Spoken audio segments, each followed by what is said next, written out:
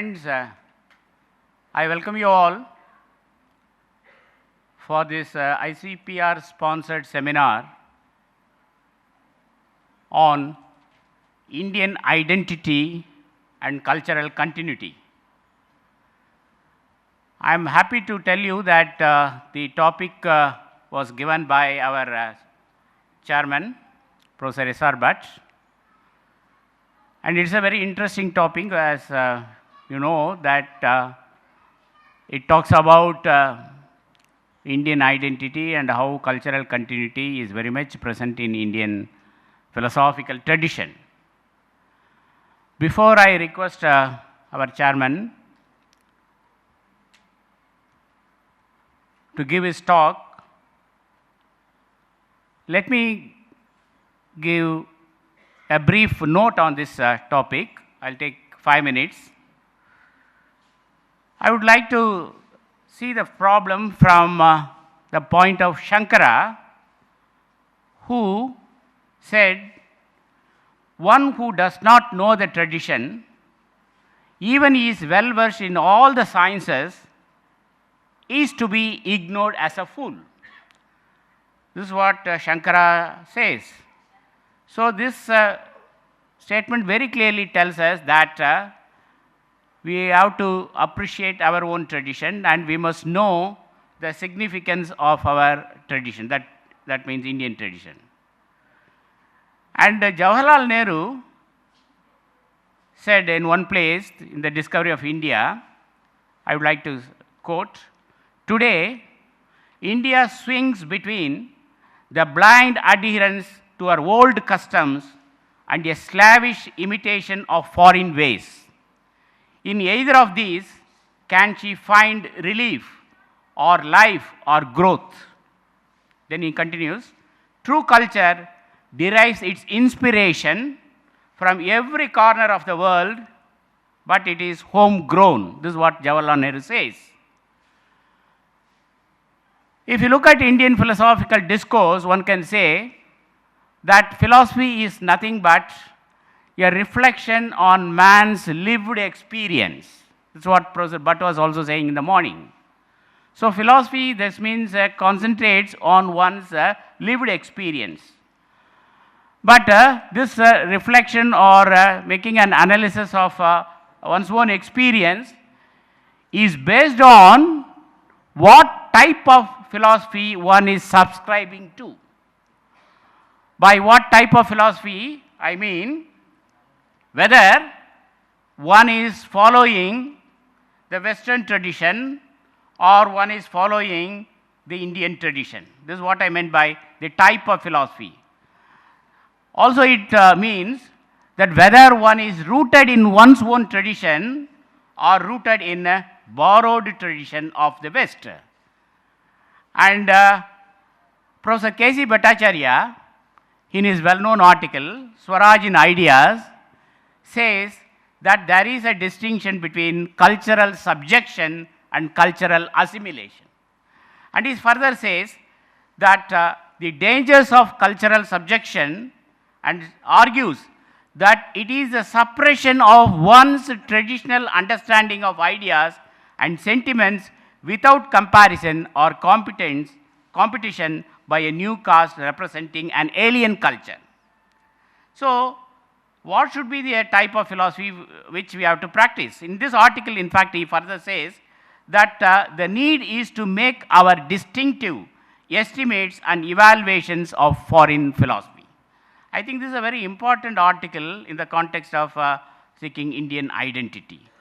And Radhakrishnan very clearly says that we cannot cut ourselves off from the springs of our life. And he says that there is nothing wrong in observing the culture of other people, only we must enhance, raise and purify the elements we take over, fuse them with the best in our own. So this is a very important point which we have to keep in mind while analyzing Indian identity. So he further says our philosophical tradition should be the basis of our present philosophical approach. We must think of our own concepts and stick to our own ideas. This means all the contemporary thinkers like Sri Aurobindo or Mahatma Gandhi or Radhakrishnan have clearly emphasized that we must be rooted in our tradition. And tradition is that which connects the past, present with that of the future. The morning Professor Bhatt emphasized on that.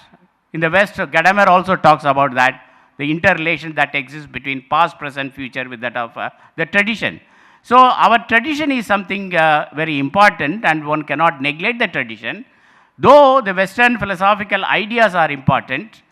But while analyzing our Indian philosophical discourse, we should have an open mind.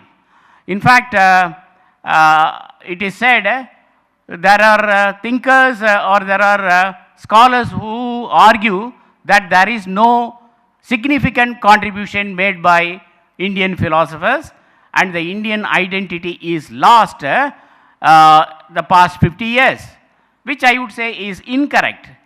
Because whenever if we look at our contemporary thinkers like J.N. Mohanty or Sibjiban Bhattacharya, Daya Krishna and many others, Professor S.R.Bhatt and many others, we can see how these scholars could see the traditional problems from modern perspective. And also they are able to relate their theory and practice. Professor Bhatt has written a very beautiful book on yoga, and he says how it is it comes under the spectrum of applied philosophy. So there is a need for reconstructing Indian philosophical discourse, which is very much available. By this we can know, provided there is an interconnection that exists between theory and practice. So what we need, what is the need of the hour? There are some cultural methodologies which are very much available. One cultural methodology which is very much available, at least two methodologies which I really appreciate is one that is given by G.C. Pandey, the cultural anthropologist of India, who clearly argues that how the Indian culture has a broader perspective.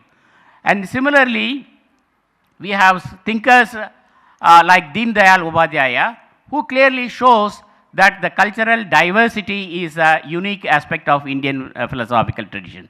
So I think while discussing the cultural continuity, we have to take this point also into account. So with this few words, I would like to stop, and now I request our chairperson, Professor Bhatt, to give his exposition on this topic. Then this will be, may I now request our chair, Professor S.R. Bhatt, to make his exposition on this topic. Professor Bhatt, sir. Dear friends, the theme for our present deliberation is of contemporary significance so far as Indian existential scenario is concerned, and more so when there are some vociferous voices coming up, of course very minuscule, but still they are there, and therefore it is as an enlightened citizen of India, our bounden duty to tell people what exactly is Indian identity and in what way there is a cultural continuity in the vast spatio-temporal canvas. The word Indian in our present context is not to be just taken as a geographical term.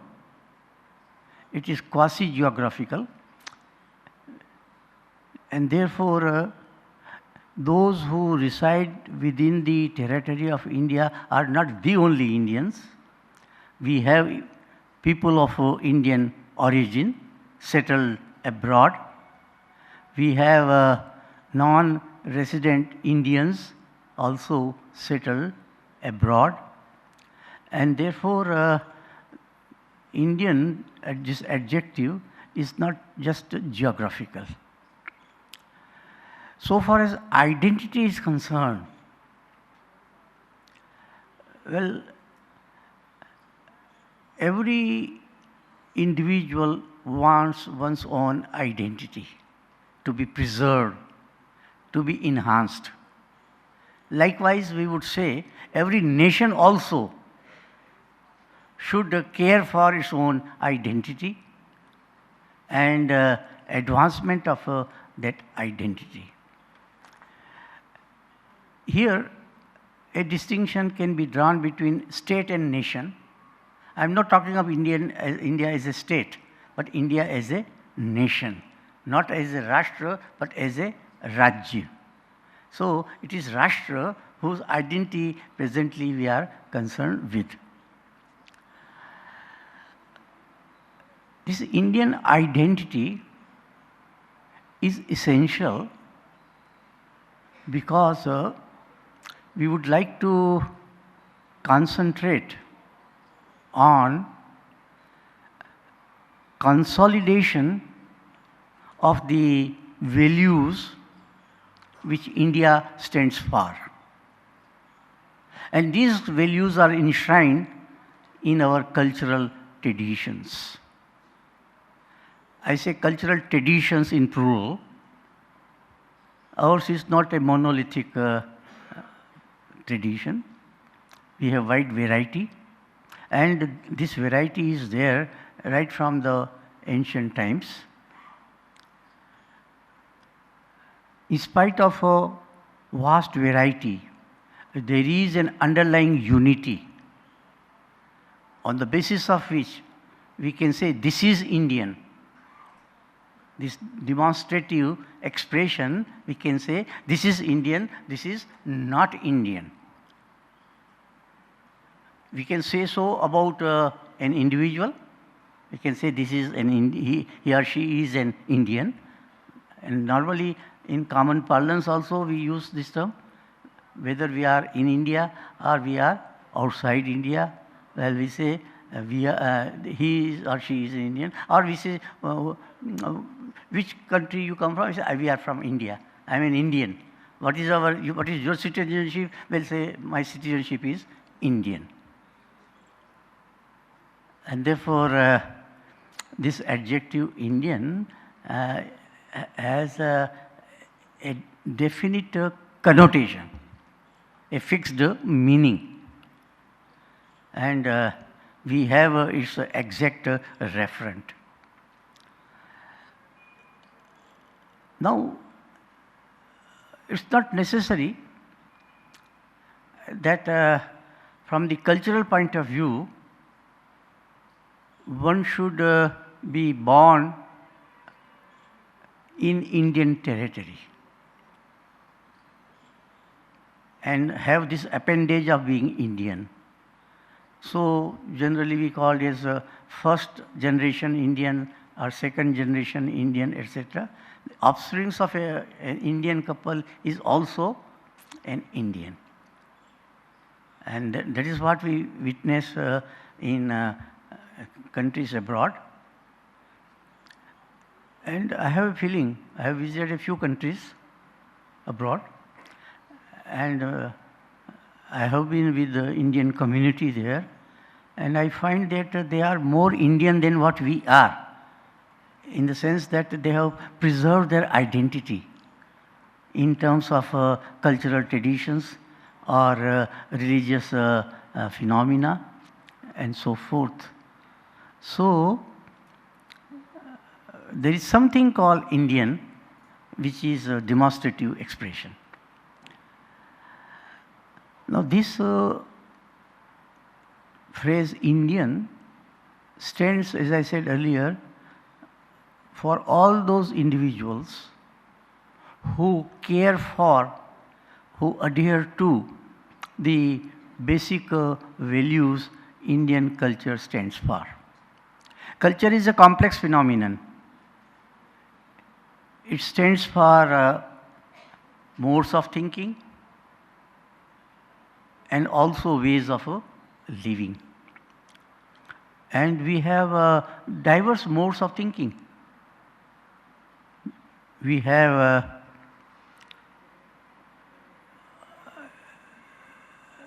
Vedic tradition,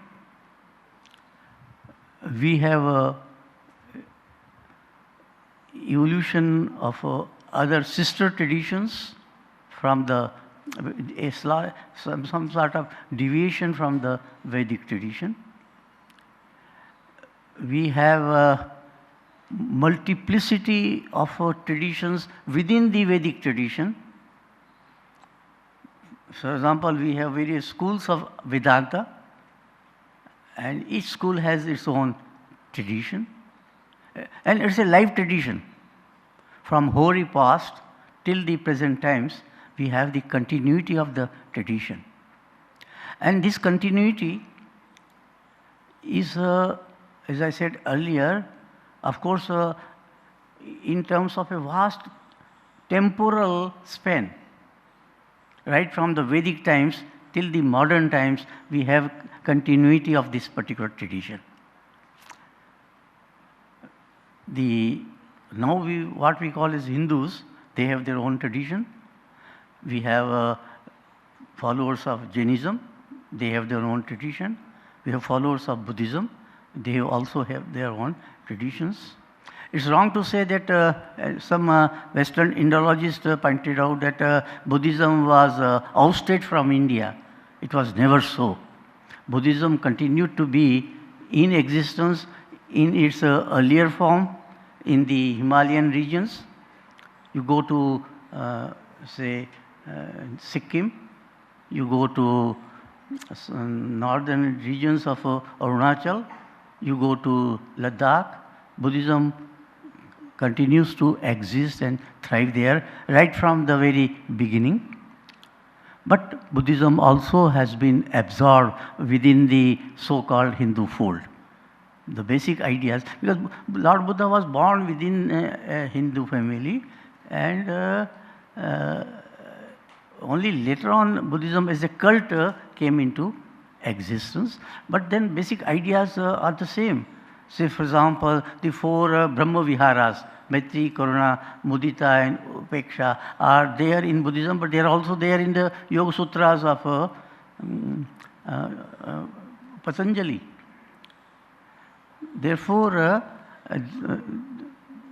the core of Vedic wisdom has been retained and in the Buddhist tradition. Same is the case with the Jain tradition. Well, it has not been an alien tradition. In the Rig Veda, for example, we have elaborate account of Bhagwan Rishabhadeva, and we have his sayings, his ways of thinking and modes of living enshrined in the Rig Veda. And therefore, this later bifurcation or trifurcation into Vedic and Shramana, I think is not very, I should say, ideologically correct position. Denominationally, now of course we do have, but ideologically there is no distinction, much distinction between these multiple traditions. And therefore we say that there is a unity among all these different cultural or religious traditions. Now the question is, what constitutes Indian culture, whose identity we talk of? Identity is there and it is undeniable, whether you wish or you do not wish. Some of our Marxist friends have argued that there is nothing called Indianness. And I don't want to name them, but they are well, once upon a time they were well entrenched in the history books which are prescribed in our universities. But we do claim and proclaim that there is an Indian identity, and it is based on cultural values and cultural continuity within India as also outside India. This culture stands for some basic values.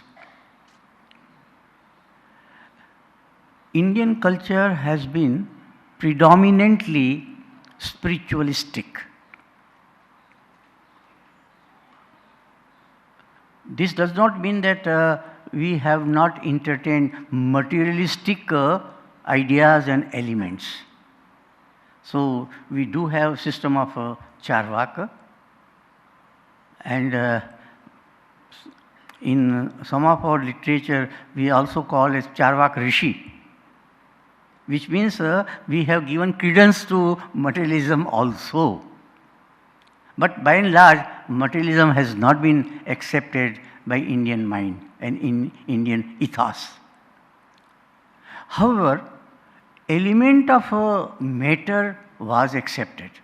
And as I said earlier also, we say Annam Brahmam, we say Annam na Nindyata, we say Annam Bahu Kurvita, we say body is material and body is the base for soul making, soul self-realization. So we do not negate the significance of body, and our mind and intellect in some systems are also material, and we don't belittle their significance. Therefore, ours is a holistic approach, wherein we pay equal credence and value to matter, offshoots of matter in terms of mind and intellect and spirit. But basically we say that it is the spirit which is the animating principle. It is spirit which is the enlivening principle. It is the spirit which is the guiding principle. And therefore, predominance of spirit should be accepted. The term that we use for spirituality is Adhyatma. Adhi plus Atma. So, supremacy of Atma is the characterization of Indian culture. And when we say supremacy of Atma, it means that though we have diversity of bodies, each living being has its own corpus, its own body, its own corporeal existence. Non-living things also have their own distinct form, and apparently we make a distinction between animate and inanimate, but we say that all are springing from the same ultimate reality. The ultimate source of all animate and inanimate is the same fundamental reality, which we have variously named as Brahma, and we say Sarvam Khalu Idam Brahma. We say Etat Atmya Idam Sarvam. So many such statements are there in our literature. Now the question could be, how are you equating animate and inanimate? For this, let me refer to quantum physics, where the Cartesian Newtonian distinction between matter and energy has been obliterated. Everything is energy, only manifestation of energy. And the basic unit of energy, the atom, has a nucleus around which so many ions, but then nature of energy remains the same. Whatever be the different forms of atom, those atoms get manifested in animate beings, also in animate things. So, fundamental unity of all existences. Schrödinger, a well-known scientist, a Nobel laureate, has in his book a chapter with this title, Fundamental Unity of All Existences. So, it is a matter of our approach to reality, whether we approach the reality in its apparent form or in its essential form.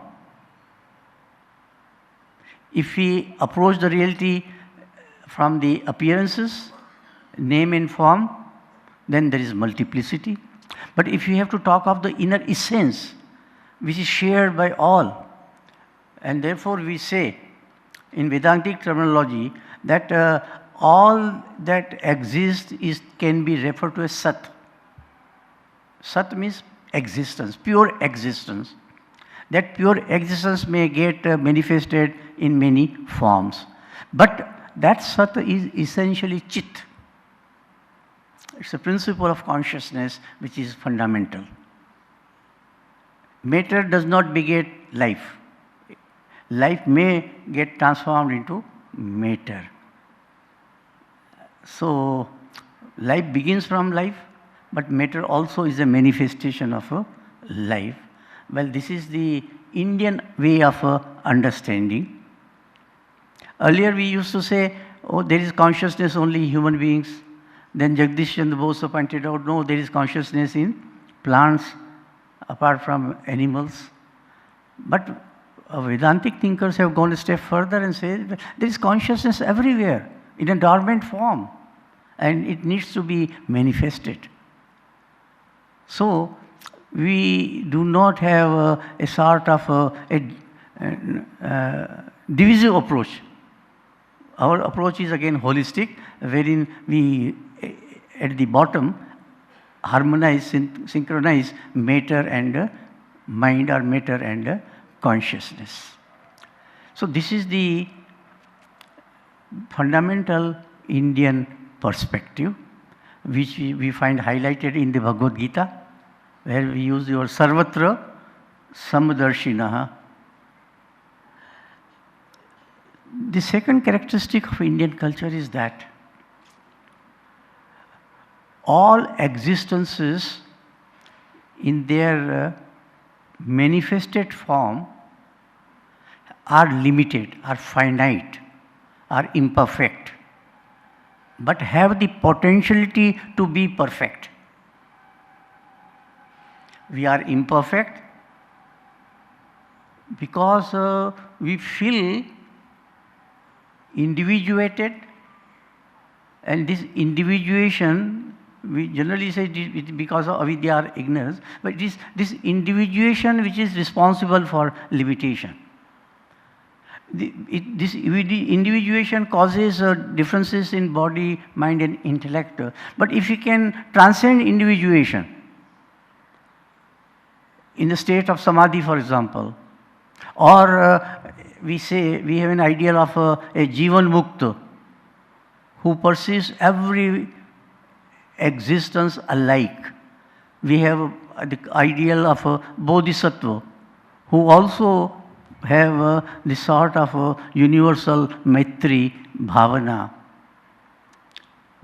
Then we don't value diversity, we value unity. The term that we use for this is ekatma. We say rupas are many, rupam, rupam, pratirupam ho. There is no ekarupata, but there is ekatmata. Multiplicity of forms is there, but underlying essence is one and the same. This is Indian spirituality. And for this, we have to realize that fundamentally we are all one. And our differences are because of our finitude, and we can overcome our finitude. We have the capacity and we have the potentiality and the capacity to overcome our finitude. There are two arguments for that. One is that we have come from Purna and therefore we can go back to Purna. This is what Om Purnaha Purnamidam Purnat Purnamudachyate. From perfection we have come, and into perfection, we may go back, or we have to go back. When we say moksha, it also means that moksha means freedom, freedom from all limitations, cognitive, cognitive, affective limitations. And we have this potentiality and capacity to realize moksha. And moksha is not only for human beings or living beings. Moksha, we say, is for matter also. And that's why Ishwar Krishna in his Karika, in Sankhya Karika, I think very perceptively he remarks, na badyate muchyate purusho va kadachit badyate muchyate nana gunashrayaha prakritihi. So matter also evolves. We also evolve. Living beings evolve, matter also evolve, and evolution is the law of life. Every being must evolve, and evolution means perfection. Where there is perfection, there is ananda. In fact, yadve bhuma tat sukam nalpe sukamasti, this was the other day stated by Professor Pradhan, I think. So this idea, this is from Chandogya Upanishad.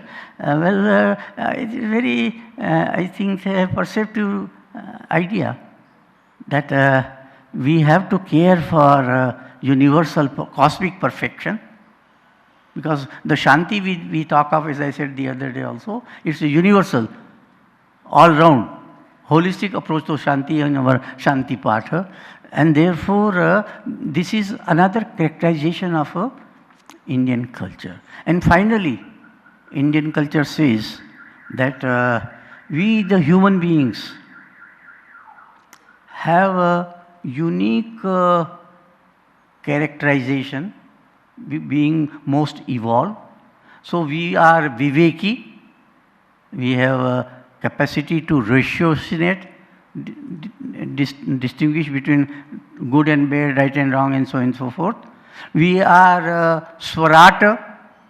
This idea of swarata is very much there right from the Vedic times, and which is our goal, our aim and aspiration. From swarata we have the idea of swarajya. Swarat is very significant, very highly potential. I don't want to go into details, but we have different formulation, manifestation of Swarat. Sven rajate, swasmat rajate, swakiyat rajate, swasmin rajate. These are different manifestations of the concept of Swaraj. Unfortunately, by Swaraj we only mean political independence, but that's not. It's a very rich idea which is there inside in our Vedic thought. Anita vadam swadaya tadekam. That swada, concept of swada is based on this concept of swarat. So, the point is that we are Purusha in the sense of being Viveki, in the sense of being Swarata, and in the sense of being Bhokta. Means whatever actions we do should be out of our free will, because then only we are Swarat. And if we do anything out of free will, then we are the responsible agent for that. And we should be responsible. We should be responsible our own self. We should be responsible to our family. We should be responsible to our community. We should be responsible to our nation. And we should be responsible to the world at large. And this responsibility is concentric in the sense that we say, Tajed ekam kulasyarthe, gramarthe tu kulam tajed. Something like that. You have to renounce the individual for sake of the community. You can renounce the community for the sake of the nation. You can renounce the nation for the sake of total reality. So atmarthe prathvim tyajet, something like that. So this idea, that's why we have been discussing in our culture, we have not talked of rights. In fact, we don't have in classical Sanskrit literature anything corresponding to Western idea of rights. The term that we use, adhikar, does not stand for rights in our classical literature. by adhikar, when we say karmanyeva adhikaraste ma phaleshu kadachana, it's not in the sense of rights, it's a sense of one's own capacity, one's own capability. In that sense, so we have always been obligation centered, and obligations are in the form of a rina. We have to repay whatever we have, so to say, absorbed from the nature and the surrounding environment. So always we talk of rina, indebtedness. And we also talk of yajna or pancha mahayagyas. So we therefore in our culture we have these concepts of rina and yajnas, pancha mahayagyas, which are very much fundamental. And lastly, every Purusha should endeavor towards realization of all-round perfection, material as well as spiritual. And we have therefore put forth the theory of Purusharthas. For Artha means the objectives for a Purusha. Every Purusha should endeavor to realize the inner potentialities to the fullest extent, and not only realize for one's own self, but realize for the sake of the totality also. So always we have talked of totality. This is another characteristic of Indian culture. Indian culture therefore has many such ideas and ideals which are enlightening and which talk of universal welfare. So this is what we mean by Indian culture, and those who adhere to these ideas and ideals, we would call them as Indian. So Indian need not be by birth in a particular geographical territory only. I hope we shall have a deliberation on different aspects, different facets, and different dimensions of this very complex phenomena called Indian identity and cultural continuity within India as also outside India. Thank you very much. Thank you very much, sir. Now I request our Swami Sri Prasad ji, who is a managing trustee of Sri Vishnu Mohan Foundation, to give his exposition. Swamiji. Narayana. So, Professor Bhatt and Professor Pannerselvam have spoken very eloquently about what constitutes identity and who is an Indian and what is Indian identity. So, I cannot climb to such great heights as they have. I want to just talk about the identity and the cultural continuity of a small community that lives in the west coast of India, the Jews of Cochin. Now the Jews are a community which are spread out all over the world. The diaspora, Jewish diaspora, that's the first time the word diaspora is used, is in connection with the Jews. The spreading out of the Jews after the second temple was destroyed. That is something which, is a very well-known thing all over the world. But though it is generally thought, and I myself until a few years ago believed, that the Jews came here after the temple was destroyed by the Romans. I have recently been involved with many Jewish friends, and I found that the Jews have been here as traders from 500 BC. They have been coming to South India. And that iron ore was sent to Israel and from Israel to Egypt from the Tamil Nadu town of Salem. And so there has been extensive commercial contacts between the Jews, between the Egyptians, the Romans and South India. And all this happened from a port which is now called Kodunganallur, and in the old days was called Muziris. So the Jews came as traders and stayed on, and later they came as refugees, And this route, the sea route, was so well known that when Cleopatra was contemplating suicide, the question of where would her son go came up, and then she said to move him to Kodunganallur, that is to Kerala, because he would be safe there. Unfortunately, due to there are two traditions. One is that he did come and settle here as a minor prince. The other is that he was taken back to Rome and he was put to death there. So this tradition of trade has been there for a long time, and they have been living here for a long time. And they continued with their traditions of Judaism while being very much part of the business scene of the times, and they were given a lot of privileges. So they lived in this town of Muziris, which they called Shingli, and they had a very flourishing trade in pepper and in various other things which were being exported, especially the pepper. So about the 11th century and 12th century, or maybe the 10th and the 11th century, there was an attack from the Muslims of Calicut, because Calicut was a port which is not used by, it was a newer port. So they wanted to end the Jewish monopoly in pepper.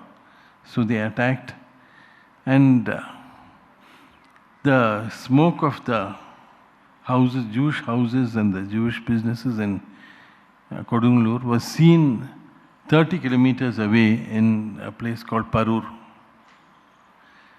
The Jews, the remaining Jews, all moved there, and they built a synagogue there, and they lived there.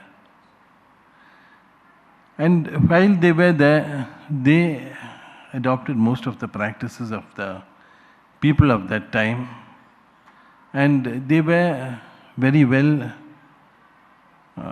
they contributed to the economic prosperity of the state. So they were given a lot of privileges, and the king of Cochin, he gave them a lot of privileges. For example, they were given very good positions in the military of the king.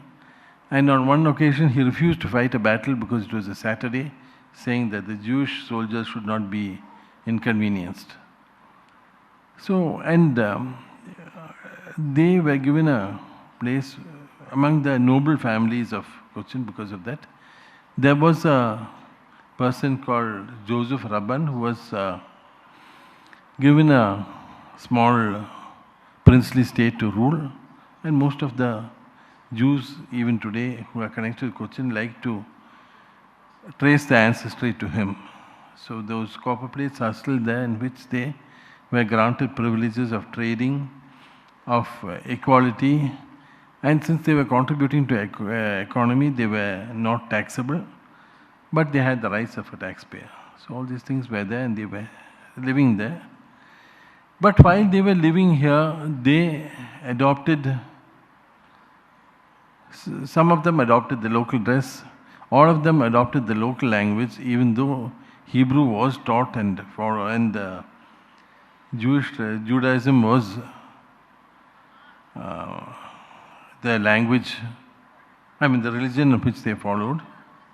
So they created their own unique culture, and yet they were part also of the common culture, which reminds me about what I wanted to say in the beginning, that the Indian identity is something which is a little different than the US. They talk about the melting pot.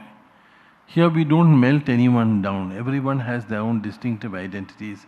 Every community, every caste, every religion has their own identity, and yet it has something in common with the rest of Indian society. So instead of saying separate identity, I always use the word distinct identity, but something different. Recently I was talking to a person from the He was from the Pulaya community in Kerala. That is, he would be what is a Harijan, what the British used to call an untouchable. So he says, you see, we Pulayas, we are not like you Hindus. I said, how can you say not like you Hindus? You go to the same temples as us, you do the same puja, you call me to come and bless during your daughter's wedding. How can you say not like you Hindus? He said, no, we go to your to Hindu temples, we do all that, but we have certain rituals which you all don't have. So that's why I said you Hindus, because in that sense that we are got certain things which are different from you. So similarly, each community has got something which is different and which constitutes their identity, their self-worth and what they consider themselves. Their identity comes from that we are part of this heritage, and so therefore my behavior should be in accordance with my heritage. That's how it always used to be. For example, a person from the warrior communities would say that, we cannot give in to anything which is, aggression or anything. Similarly, some people would say, no, we cannot do anything wrong, we are from a Brahmin community. It's like that. So that identity influences behavior, it influences customs, and influences traditions. So the Jews joined in, they stayed there, they had all the benefits. But when St. Thomas came to Kerala, he was he was a Jew, so he went to a synagogue to pray, and he found that they were all reciting the Jewish scriptures, they were all their Hebrew was good, and a young girl sang the Jewish wedding song with exactly the correct pronunciation. So he was very happy to find that. But yet on the other hand, when going rather deeply into these things, when I did in the last 1 year, I found that they have this ceremony in which they have these cakes are baked and the marks of the alphabet are put on it for what is there Vidyarambham. But instead of using that, they use the appam which was used in the Hindu temples. They make those appam and put the mark of the alphabet on that and feed the child with it. Similarly, they have songs, their wedding songs, are the Jewish wedding songs. Yet at the same time, they have got also songs which talk of their background, their own songs which talk about the history of their community. And they have in that way retained their identity. So even now, when they can get, now there was about 40,000-50,000 Jews, and then it came down, and there were two types of Jews. One, the ones who came in with the Portuguese, and the other who had come in over the years. They were called the black Jews. But they had facial characteristics which are similar, and they also, except that these people were fresh arrivals. They came only 400 years ago. And so because of that, there was a lot of difference, and there was a person called Salim who, though he was what is called a white Jew, he was the Jewish Gandhi, and he worked to bring down differences between them. So in this, there were 3 synagogues, the white synagogue and 2 synagogues which are used by the Malabari Jews. There were about 3,000 people worshipping there in the synagogue there. And there was a Hebrew high school run by the Maharaja, especially for them, so for their education. With the independence of Israel, majority of them went away there. So with independence in 1948, the Hebrew high school closed down. The people started moving away. Around the same time also, the kingdom of Cochin became part of Kerala state. So the Maharaja Parikshit Tambaran, he went to the largest synagogue, and all the Jewish subjects gathered around him. He thanked them for their contribution to Cochin, and they thanked him for their safety. But even now, these Cochin Jews, they keep in touch with each other. They speak the same language. The Judeo-Malayalam is, the Jewish Malayalam is slightly different from the Malayalam spoken by the rest of us. We say Marichipoi, they say Shalomai. So like that, but otherwise they still keep that connection. And what is also very encouraging is in recent years, because of the contacts between India and Israel, many of those Cochin Jews and their families have started buying property in India, have started moving back, spending at least part of their time in India, and they are trying to reclaim their prosperity as well as their heritage. So thank you very much for very patient hearing on a subject which is a little obscure.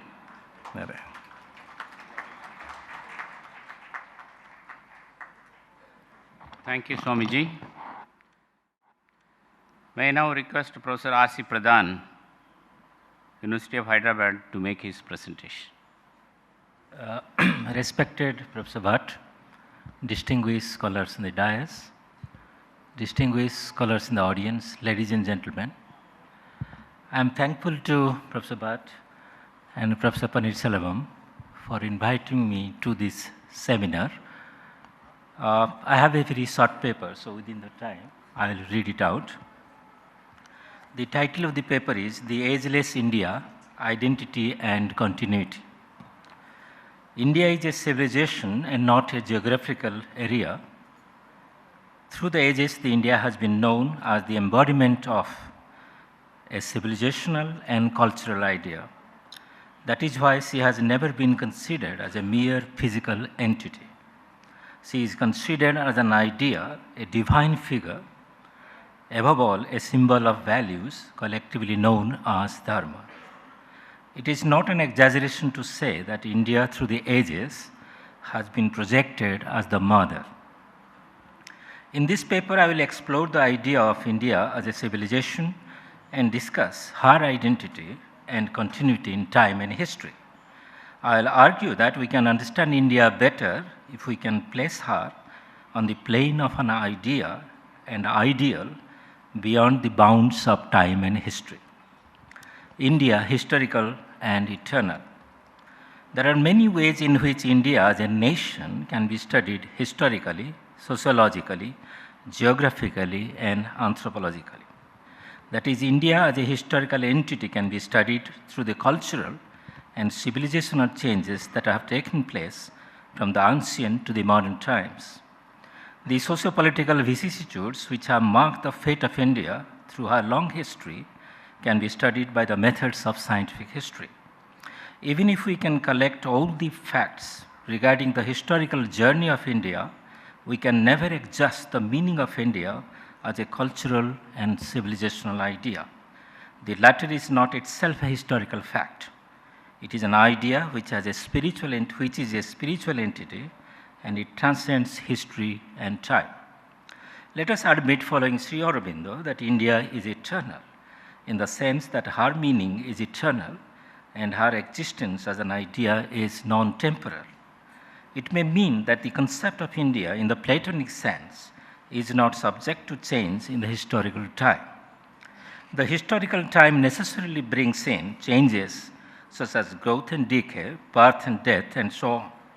India as a historical entity has been subjected to many vicissitudes in history, but the eternal India, which stands for an idea, has never changed, and so she has never been conquered and defeated. Indian civilizational values have remained eternally above change. This is because the eternal values, which are embodied in herself, are eternal, Sanatana, and are rooted in the eternal bosom of Indian spirit. This point has been highlighted by Professor Bhatt, and I am inspired by some of these ideas, including those from Sri Aurobindo.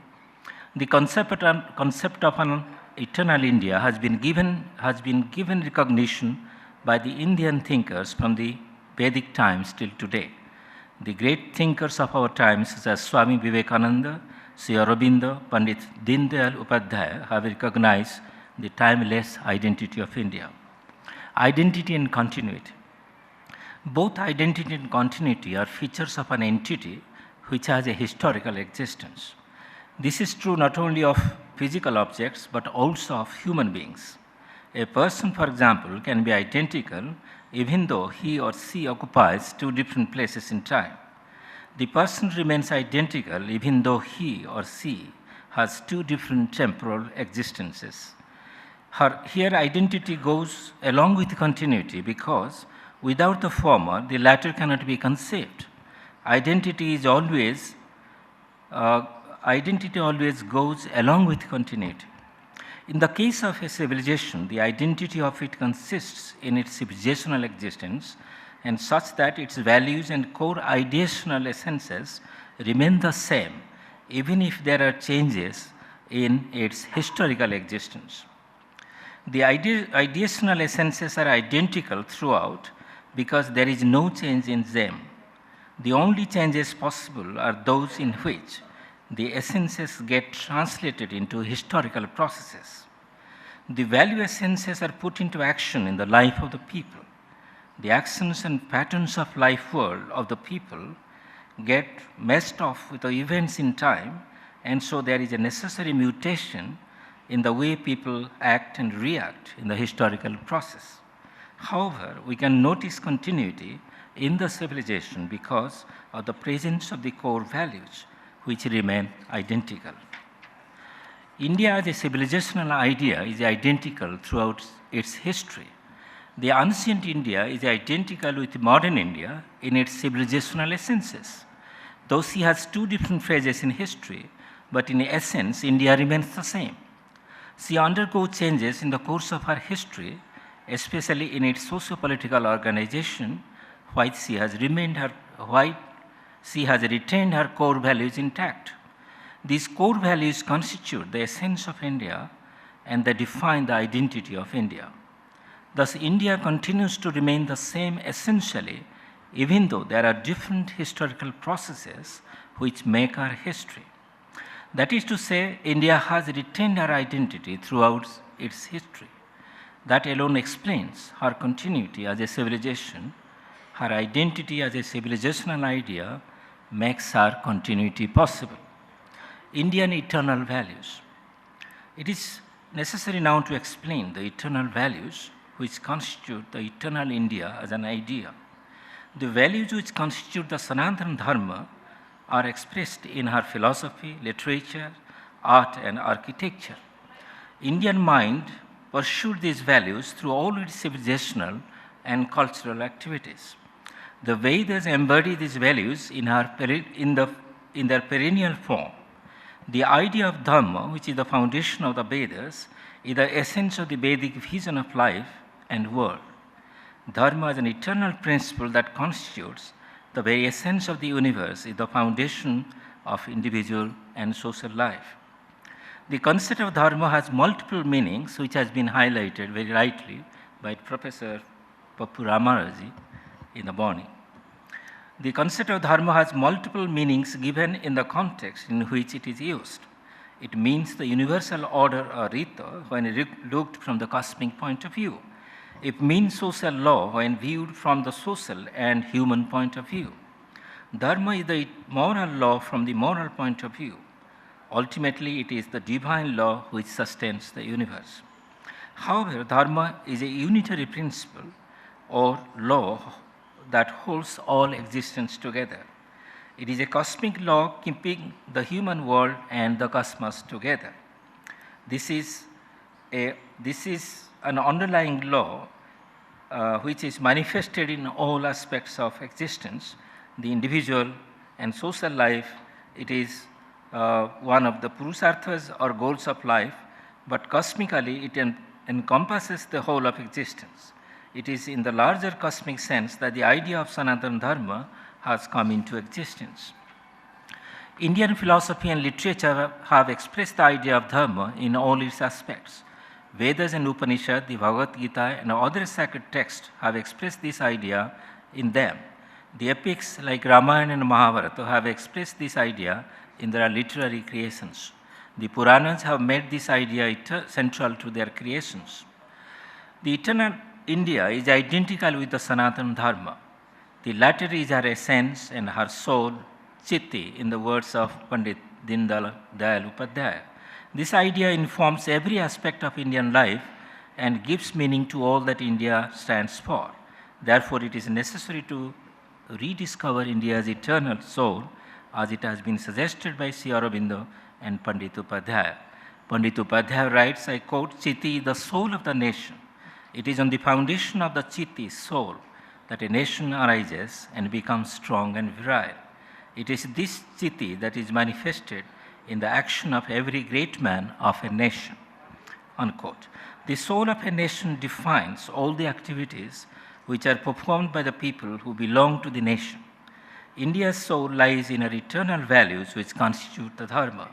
In this connection, Pandit Upadhyaya writes again, I quote, Dharma is the repository of India's nation's soul. If Dharma is destroyed, the nation perishes. Anyone who abandons Dharma betrays the nation. Thus, India's essence or the soul lies in our commitment to Dharma, and that is the source of our ageless existence. Tradition and modernity. In this context, it is necessary to examine if India has an eternal existence as a nation is beyond the historical division between tradition, modernity, and post-modernity, as it is the case in the Western concept of nation-state. Before the arrival of modernity, traditional values prevailed in the Western society, which has again been superseded by or succeeded by post-modernity. This classification is true of the Western society since it has undergone revolution in history which have changed human thinking. But the idea of India as a nation has remained unchanged across the centuries. Therefore, there has been no rigid distinction between tradition and modernity in India. What is traditional in Indian society coexists with what is modern because both tradition and modernity owe their significance to the core values of India. The Vedic India is as much traditional as the modern India is. Both have seeds of modernity in them. If modern science defines modernity, then it is prevalent even in the Vedic times. The category of modernity doesn't apply to the historical periods in India because there are no clear-cut historical periods in India. There is a far deeper continuity in Indian history than in the West. Besides, there is an overarching valuational idea which is the soul of India and which has no historical origin. It is an eternal idea. Indian society is not a product of revolutions. It is an organic system that has continuously evolved over time. India's core values have been manifested in different periods differently. The central idea of Dharma, as we have discussed earlier, remains the same. The historical periods have witnessed different execution of the central idea. Indians never accepted the linear model of development. They accepted a cyclical conception of history. Each cycle has a different level of development in terms of the ultimate ideal of life, which is spiritual perfection. Sri Aurobindo has expressed the idea of spiritual perfection in the following passage, I quote, spirituality is indeed the master key of the Indian mind. The sense of the infinite is native to it. India saw from the beginning, and even in her age of reason and her age of increasing ignorance, she never lost hold of the insight that life cannot be rightly seen in the soul light, cannot be perfectly lived in the soul power of its externalities, unquote. This is how we can define Indian life as a quest for perfection, spiritual perfection, which are informed over her historical periods. Though the historical India got its life fractured because of its external pressure, she continued to be in possession of her basic insight into truth and reality of the infinite, on which Indian spirituality is based. The postmodernist idea of fractured history and civilization doesn't fit into the Indian concept of cyclical history. The overall idea of spirit remains the same. The cycles are different expression of the same idea. Thus, we cannot make any deconstruction of the central idea, which is universal and eternal. The West allows for postmodernism as a scheme of things, but India cannot, because India's soul is not subject to history, though its body politic is. The latter can be construed only as the different expression of the eternal soul of India. Unity in diversity. Indian civilization is defined by unity in diversity as it integrates all diverse units into a single unity of spiritual existence. The diverse elements are language, local culture, religions, and creeds, which are ultimately unified into one overarching system of life world. India continues to believe that truth is one, but it is called differently by the wise. Ekam sad vipra bahudha vadanti. The difference in names and manners of expressing the idea of truth doesn't make the truth different. This is the essence of the Indian cultural idea, that diversity is overcome through assimilation and unity trumps over diversity. In the course of Indian history, different external cultures came into India only to be accommodated within the open bosom of India. India accepted all but changed all. That is the greatness of India as a civilization, that it makes everybody feel at home in the civilizational cradle of India. This spirit is best manifest in the Indian ideal that the whole world is a family, Vasudeva Kutumbakam.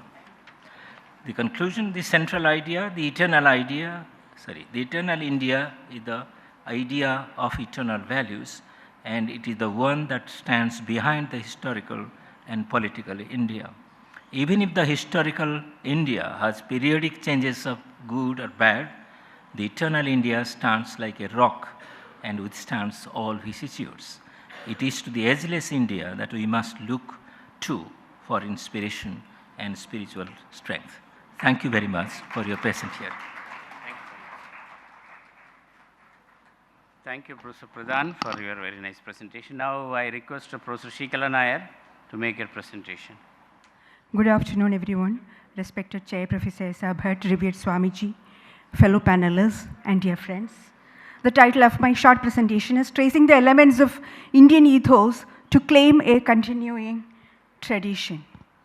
I shall be very, very quick since the time given is 15 minutes. Let me initiate the paper introducing a conceptual analysis of culture. Briefly, culture could be defined as the values and ethos of a community which is kept alive and dynamic and is expected to function as a guardian of the collective interest of the people. It would react whenever there is a threat posed against it. And a marvelous example of this guardianship or a self-immolated kind of a protection is visible in Indian history, where there came up what's called the Renaissance movement. However, we may note that culture can never be wholly conscious of itself. Even though we are all participants of Indian culture, we will not be able to exemplify Indian culture in a holistic fashion in our particular life or in our particular activity. There is always more to it than we are conscious of, suggesting that an elite intervention is necessary to bring about a further development of the culture at a more conscious level. Probably that is the relevance of such exercises like, a roundtable or a seminar on culture, wherein we can conceptualize on the culture, despite the fact that all of us are in fact participants of what we call Indian culture. In brief, culture is one aspect of human life which does a dual function of individualizing on one side and also integrating the individual with the collective. According to G.C. Pandey, there are actually 3 approaches to culture. Culture can be approached or analyzed from 3 major positions: scientific, historical, and metaphysical. And needless to say that the metaphysical approach suits best as far as the Indian culture is concerned. This idea of culture is, however, open to criticism now. The metaphysical approach to culture, or the way a culture gets analyzed from a metaphysical point of view gives an impression that a particular culture is capable of representing the universalistic perception, or it is one culture that is capable of assimilating all the human values available. But this type of conception has been found problematic contemporarily, particularly in the postmodern intellectual climate. For wisdom cannot be confined to any one particular culture. So said the postmodern intellectuals. Even as we grant this position, nevertheless, we may hold that any culture that has its rootedness in deep metaphysical thought can in some way cross the boundaries of spatio-temporal limitations. My claim that Indian culture has this universalistic perception is based on the fact that Indian culture has its rootedness in deep ontology or metaphysics, and Indian culture can claim to have encoded universalistic elements precisely because it has imbibed this metaphysical rootedness of it. Now, every culture will have to keep a balance between what is called the individual values and the social values. In fact, the challenge of every culture is to safeguard the individual values and the values of the community, and to see that there is no conflict between the two. Theoretically speaking, of course, it is essential that individual values need to be given an upper hand over the community values, since the very function of culture is to develop and safeguard the individual values. However, with regard to Indian culture, there is always this apprehension, or rather a complaint, that Indian culture has given individual values an upper hand, and individual values are taken overboard at the cost of community values. But I would claim that a closer look at Indian culture would reveal that individual identity of the self is well footed in the cultural evolution of the society. Professor Bhatt has made a reference to the Marxian thought. I would try to present a response to the postmodern critics on conceiving Indian ethos. There is a prominent critique, particularly from the left-wing scholars, that there is nothing called Indian ethos, for it is only a collection of mutually exclusive ideas, mutually conflicting, quarreling ideas that have flown from different cultural traditions. But those who want to see, I mean, I'm using it in a metaphorical term, but those who want to see can, well, those who act as though they are asleep, we cannot wake them up. But those who want to see indeed can well visualize that there is indeed what we call Indian culture that has evolved out, gaining strength, adapting itself to text and traditions. The fact is that the problem with this leftist type of criticism lies in this, that they have tried to approach culture from an externalistic position. Professor G.C. Pandey, Professor Pannerselvam has made a mention to Professor Pandey, has very finely pointed out that cultural identity is to be discovered only from within a cultural consciousness, because an externalistic approach to culture would bring only a failure through its historical tradition, and a tradition in which one need to be a participant as well as an observer. Only when you are capable of partaking in the culture and at the same time has this potency to stand away and watch as an observer, will you be able to place yourself or depict yourself as a cultural critique. Now, to trace the Indian ethos for claiming continuity, I shall quickly mention some of the elements that I have found out as the elements of Indian ethos to claim cultural continuity. Primarily, it is rooted in a primal religion. You may remember the distinction drawn by Karl Jaspers on primal and axial religions. And it's rooted in a primal religion, the Vedic religion. I would call it as a primal religion, which bears no name and holds that the world around us is controlled by various unseen powers.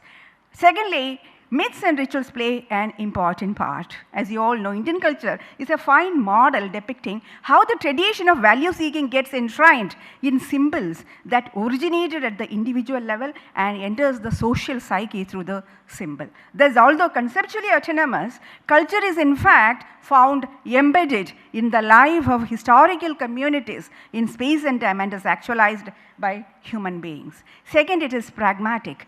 Discussion on prayojana becomes an important component in every textual discussion. Look at Gautama's Nyaya Sutra. At the end of it, he says that the prayojana of such logical discussion is nishreyas, and one who hasn't had a dip at the culture of the land would be left wondering how good exercises in logic would fetch us nishreyas.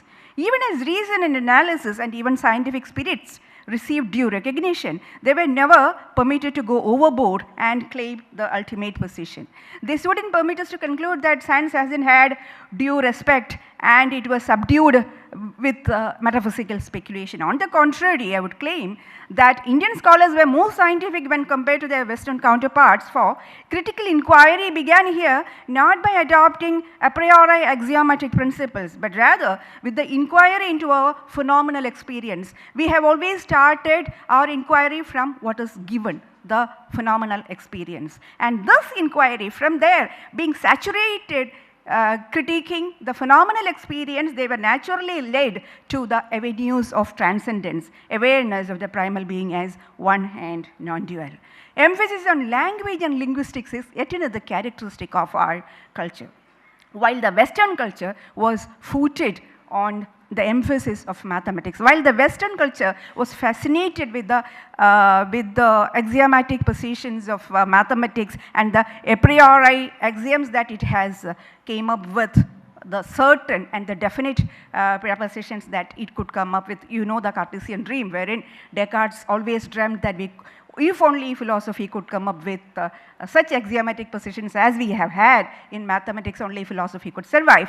So that was the Western dream. While in India, mathematics was never found as a model. It was language which has been established as the foundation for all theoretical exercises. It's tempting to therefore assume that rationalistic and analytic tradition in India was the offspring of linguistic philosophy this land has developed. In fact, encapsulating logic in grammar was a unique method developed by Indian thinkers which has no parallel anywhere else in the world.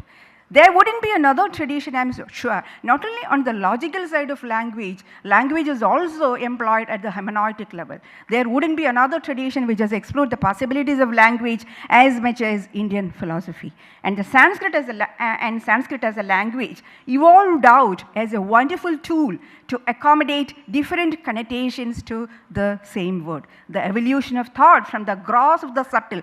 Those who have read the Brahmanas and the Upanishads, you would find how the very same term carry different connotations down the ages. The evolution of thought from the gross to the subtle, all through retaining the continuity, is one characteristic visible throughout the development of Vedic religion. For instance, the Vedic literature speaks about the transition from the ritualistic tradition to the metaphysical insights. Take, for instance, Ashwamedha sacrifice. When it comes to Brihadaranyaka, allegorically it has been described in terms of meditation, giving a definite subjective turn to it. Now, the pursuit of salvation, I do not want to explain it further because Professor Bhatt has given the sum and substance of all that I have had in the slide. Pursuit of salvation has been conceived as an individual affair, and the primacy of the ideal over the material is yet another characteristic of Indian ethos. Exploration of consciousness is the prime reality is yet another. The concept of dharma, today morning we have had a very beautiful paper by Professor Papu Sahab on the concept of dharma. Now this concept of dharma, rooted in metaphysics, he has beautifully spoken about it, and while it has been footed in metaphysics, it branches out in ethics and social customs. That is the beauty of this concept dharma. And ethical concerns were always made part and parcel of the metaphysical inquiry, so much so that we never believed in categorizing, making watertight compartmentalization between the metaphysical exercises and the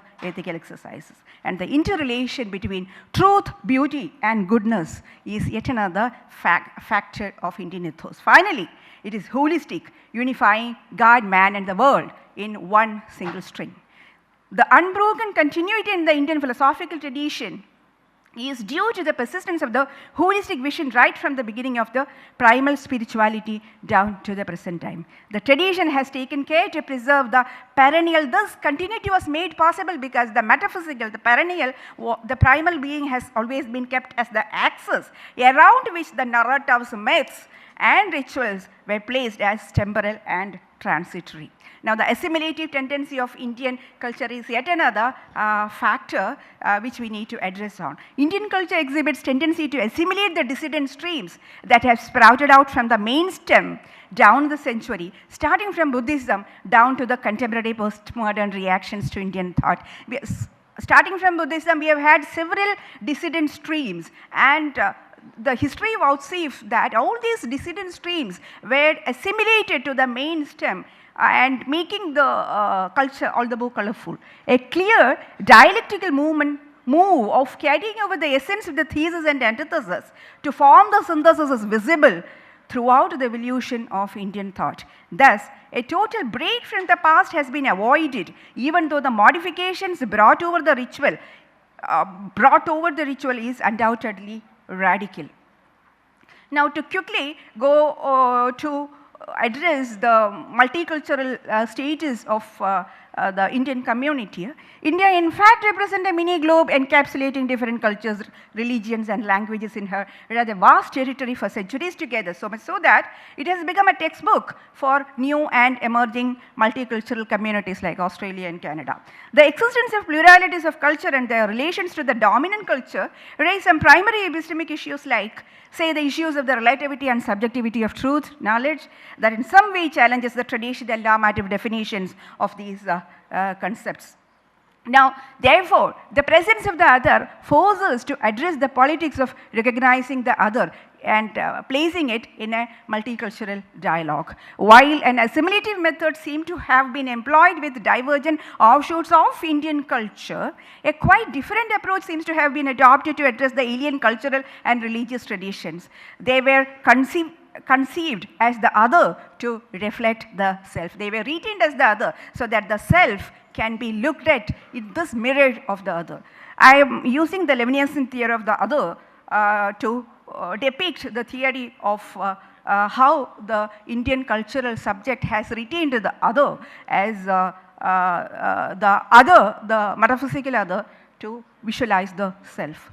Other, as you all know, has been spoken in two different senses by Levinas, the other in the in the lower case and the other in the upper case. The upper case other is the other individual and the lower case other is the other religion, other language, etc. Now, conceiving the other in terms of the other individual, other language, other culture or other religion go to define the way we define self-identity. So, in order to have the self-identity, we need to have a conceptual understanding of the other. For Levinas, both these others are natural and inextricable parts of my consciousness, and it is not given objectively. The fact remains that even though the other, conceptualizing the other is very much essential to have self-identity, yet it is not given objectively.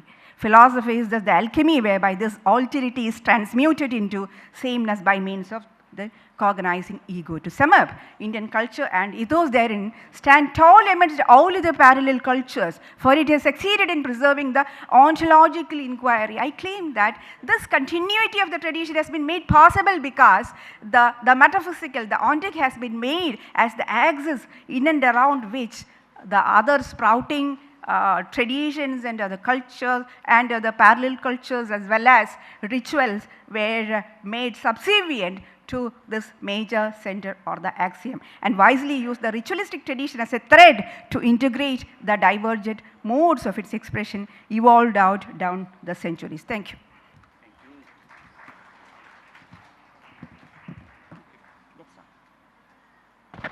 Thank you very much, Professor Sreekala ji. Now we'll move on to the next paper to be presented by Professor Jatashankar ji. But prior to that, I would like to inform you that our Swamiji is leaving. So we'll honor our Swamiji. I request Professor Bhatt sir to honor our.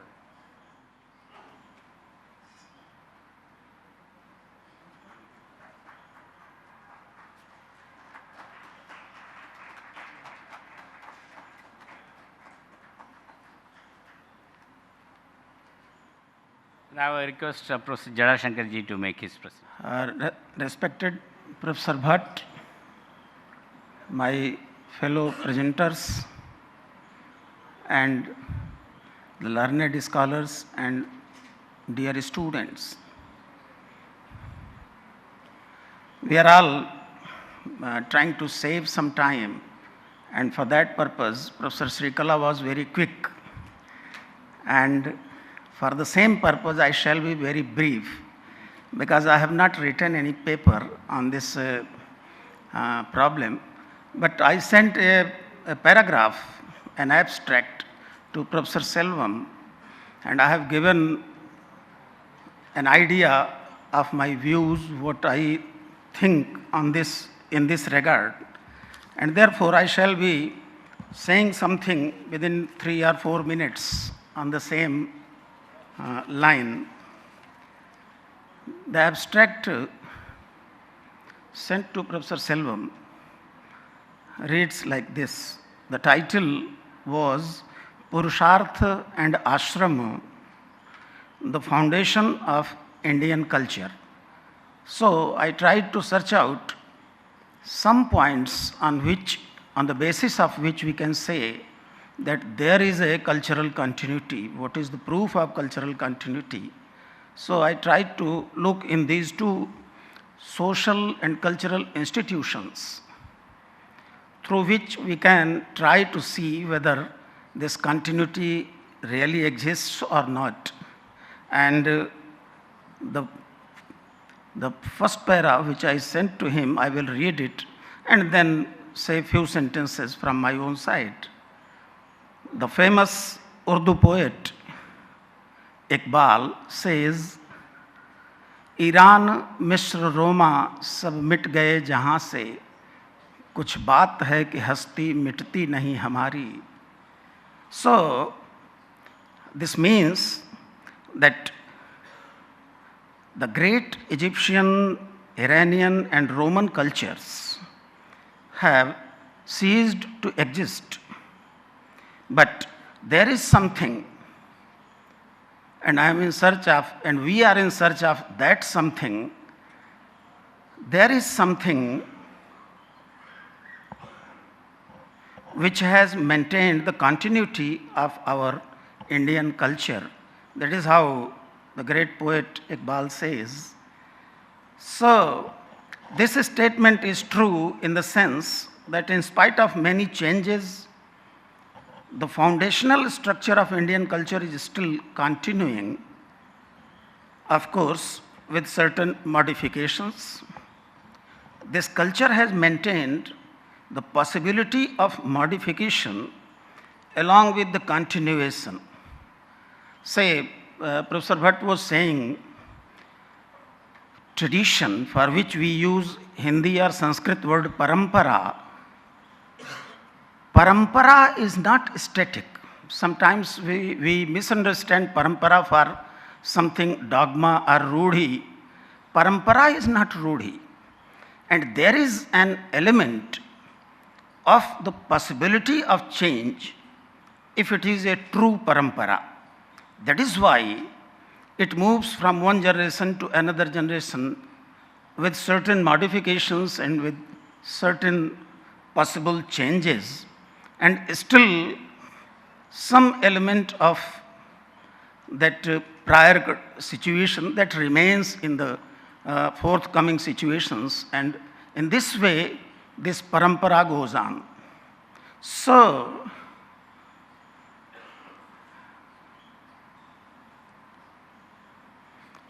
yes, of course, with certain modifications, it is continuing. This culture has maintained the possibility of modification along with continuation. This specific characteristic of this culture is also its identity. So I have tried to see how this the basic characteristic of Indian culture also helps in deciding the characteristic of the identity of our culture. That is how I have tried to correlate the two, cultural continuity and Indian identity. This article discusses two foundational elements of the great Indian culture which continues to exist in modified form even today in our life. Right from Vedic age to the 21st century, the system of ashrama and purushartha. These are two foundational institutions which I have taken for my consideration. Ashram and purusharth, they are playing their role in our society. The purpose of these systems, why these systems were built, to my understanding, the purpose of these systems was to make human life holistic. And this word holistic has become very relevant here because we are sitting here in the campus of auspicious campus of Holistic Science Research Institute. In this context, the latest version of the kind of thought is being lived and propagated by the Holistic Science Research Center, the organizing institution of this seminar. So this is what I sent to Professor Selvam. He very kindly accepted it, which contains nothing, but even then he has given a chance to speak few words, so I will not lose that chance. And ashram, especially for my young students, normally we understand that ashram is a place where some saints, sadhus and sannyasins, they live. But the word ashram is not that. Ashram means samantat, sramam. A means overall or all round. Sram means labor. So it was a system which gives us or assigns us certain duties in different parts of our life. There were 3 ashramas in pre-Vedic period, there were 4 ashramas. This is a matter of discussion and controversy. But whatever the divisions were made of human life, the purpose of this division was to engage the individual in different types of activities in his or her life. And the Vedic rishis say, Kurvan neveha karmani jijivishe shaswati shatah. We want to live for 100 years, but not just live. We want to live actively for 100 years. This is what has been prayed. And those 100 years were utilized by this ashram vyavastha or ashram system of Indian culture, which has given us ample chance. And this classification of human life, the different ages of human life, it was a psychophysical type of classification. The classification depends, the duties allotted to the person were according to the psychic and physical condition of human body and mind. That is the beauty of this institution. In old days, we cannot expect from a person to perform the duties with hard physical labor. Therefore, they were given a different kind of job to do. They were given the job to preach the society and teach the society their experiences of life for the welfare of entire society or society at a large. So, many of my friends, they will ask who lived in ashram vyavastha. It is a kind of utopian ideal. It is true that it was not lived 100% in society. So far as I have read the books on Indian culture, those books also believe that a certain percentage of Indian population, they lived according to this ashram system, but it was not followed 100%. But wherever and to whatever extent it was followed, it has benefited our society, our life, and our culture, and helped in the continuity of this cultural identity.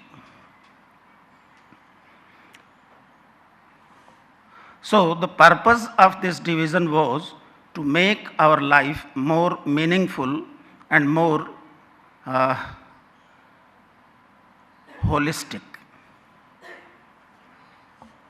The second concept, Purushartha, as Professor R.C. Pradhan said in his article, I also understood Purushartha as a value system, Indian value system.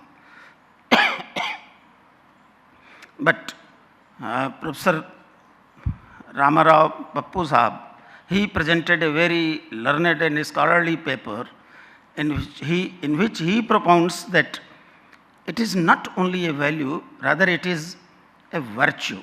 This Purushartha system, Purushartha is a virtue. So my idea was enriched, and when we are studying Purushartha system, the controversy of value ethics and virtue ethics, which is troubling to many Western minds, that will not trouble us, because our Purushartha system is both, Purushartha is both value and virtue. So the difference made by the Western thinkers who are doing ethics, the difference between value ethics and virtue ethics, that difference is not applicable exactly in the case of Purushartha as an ethical system.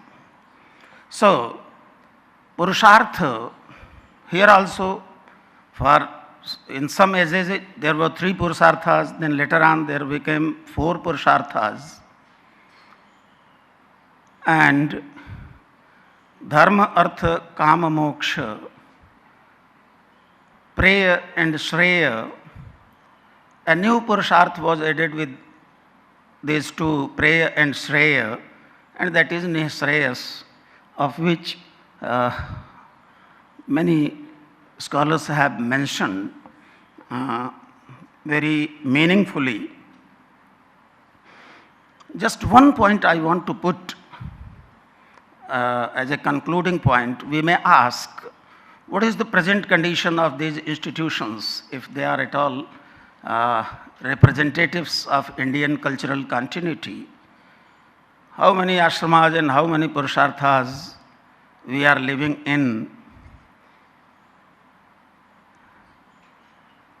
No doubt, ashram, presently practically we have 2 ashramas now, and these are the student life. One part of our life is as a student, and the other part of life is as a household, grihastha. So normally there are 2 ashramas presently existing, but there is a need, and that is demand of Indian culture, that without renouncing certain things, this tyaga is a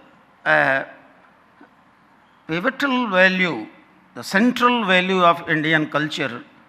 So we have to renounce in order to become complete and perfect, and therefore there is need for going beyond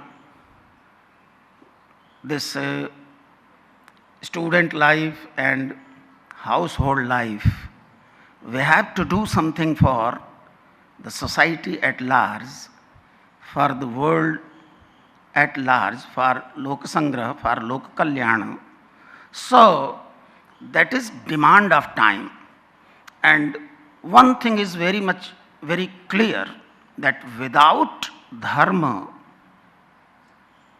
Dharma, that is our essential duties. I am using this term in the sense of essential duties. Without dharma, there can neither be artha nor kama, and therefore that is essential. That has to be followed in its right perspective. So, even if, as Manu says, Kalau, in Kali Yuga, moksha is not possible or moksha is not, will not remain as a value, even then dharma is essential for living a meaningful life, and therefore at least 3 purusharthas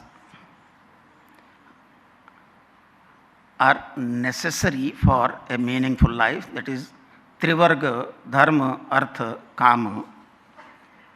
And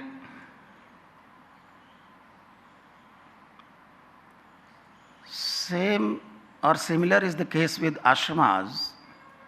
There are no forests, therefore Vanaprastha is not possible.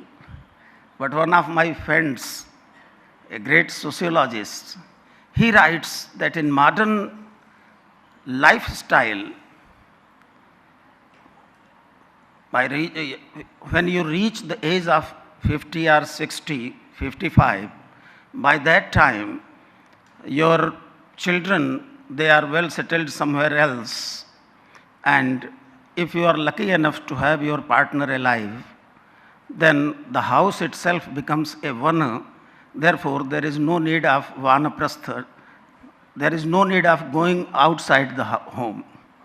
So, in this sense, vanaprastha is a kind of renunciation from the worldly happiness, renunciation of the worldly happiness and enjoyment. That is the main purpose of this ashrama. So, in this way, this cultural continuity can be observed even today, that we are having this cultural continuity, though not in its ideal form, and it is our duty and demand of time to reach that ideal form, which will help the individual and the society at large. Thank you. I was wondering when will my Vanaprastha will come, because earlier during the puberty time people are married off, young boys and girls. Now you wait till PhDs are over, get a job, then only you think of getting married. So I think it is also contextual that things are coming up. Now, may I request Professor Pannerselvam to remind me at 10 minutes so that I am well in time. And I am more like a classical Hindustani musician, वो जिसको आप थोड़ा खींच भी सकते हैं, छोटे भी कर सकते हैं. मेरे पास कुछ है नहीं ऐसे. तो, but I would like to say something to begin with an apology to Professor Bhatt. Good student, sir, is one who critiques his teacher. So let me try to begin by critiquing you, and then go ahead with. Otherwise, I will remain a chamcha of his. This question of the Indianness, please don't take that I come from the northeast, from the periphery, that is why I am raising this. But there are some serious issues I thought I have. This question of what is called essentially Indian, or there is something called quote-unquote Indianness. I don't think this was a question for the ancient scholars like Adi Shankara or any other of this. This is basically a colonial time question, and we are subjects of this colonialism. And let me say this with lots of interesting anecdote.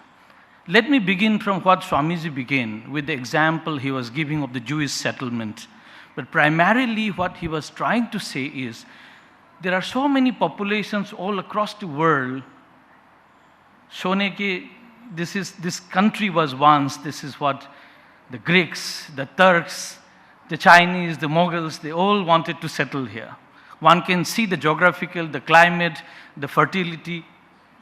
It's place good to settle down. And they come, they settle. Now, this accommodative power of this country or this civilization, I would say, is the strength of this country, not in looking for some essence. I'll begin with, and I don't know, if you ask me what is that, I do not know. I can only give it through anecdote. Let me bring one anecdote which Professor J.N. Mohanty once said in Varanasi.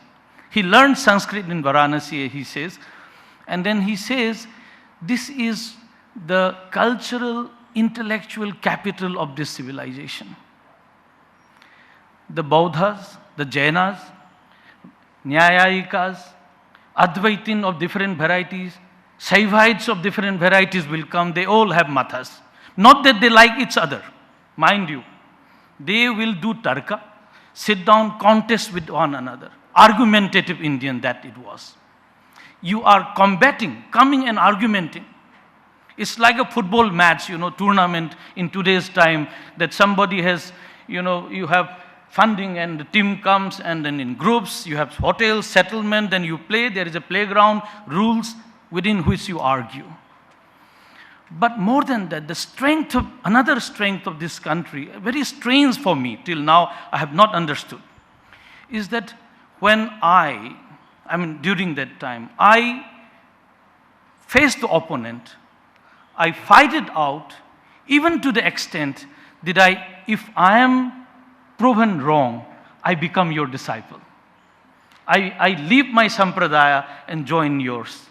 I think this is the greatest strength, that openness to accept defeat and to be embraced by the other, your opponent, if the opponent is clear enough to defeat me in that vidya. And this is the strength of this country that India is. The problem today is of essentializing and clinging on, because I think somewhere down the line, 1835, Macaulay's great changes that has given in the education system, perhaps from that point in time, this self-confidence is something that has been slowly being withered out, and that is being reflected in colonial self. I will go to what Bhatt Sahab was raising today is not the first one. He is not the first one.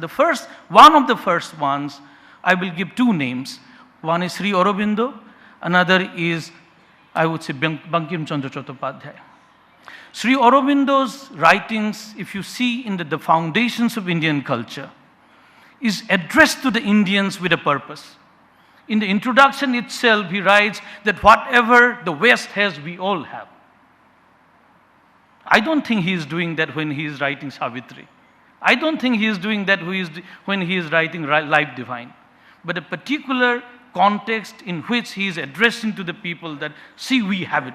Unlike Swami Vivekananda, who would like to take scientific temper from the West and spirituality from the East.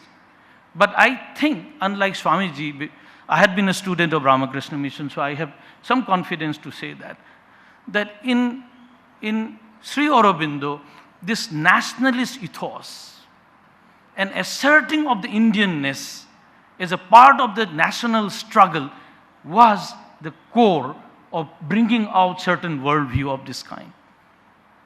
We today talk about Bankim Chandra Chattopadhyay, Bande Mataram, but he is also one who says India does not have a history, we must have one.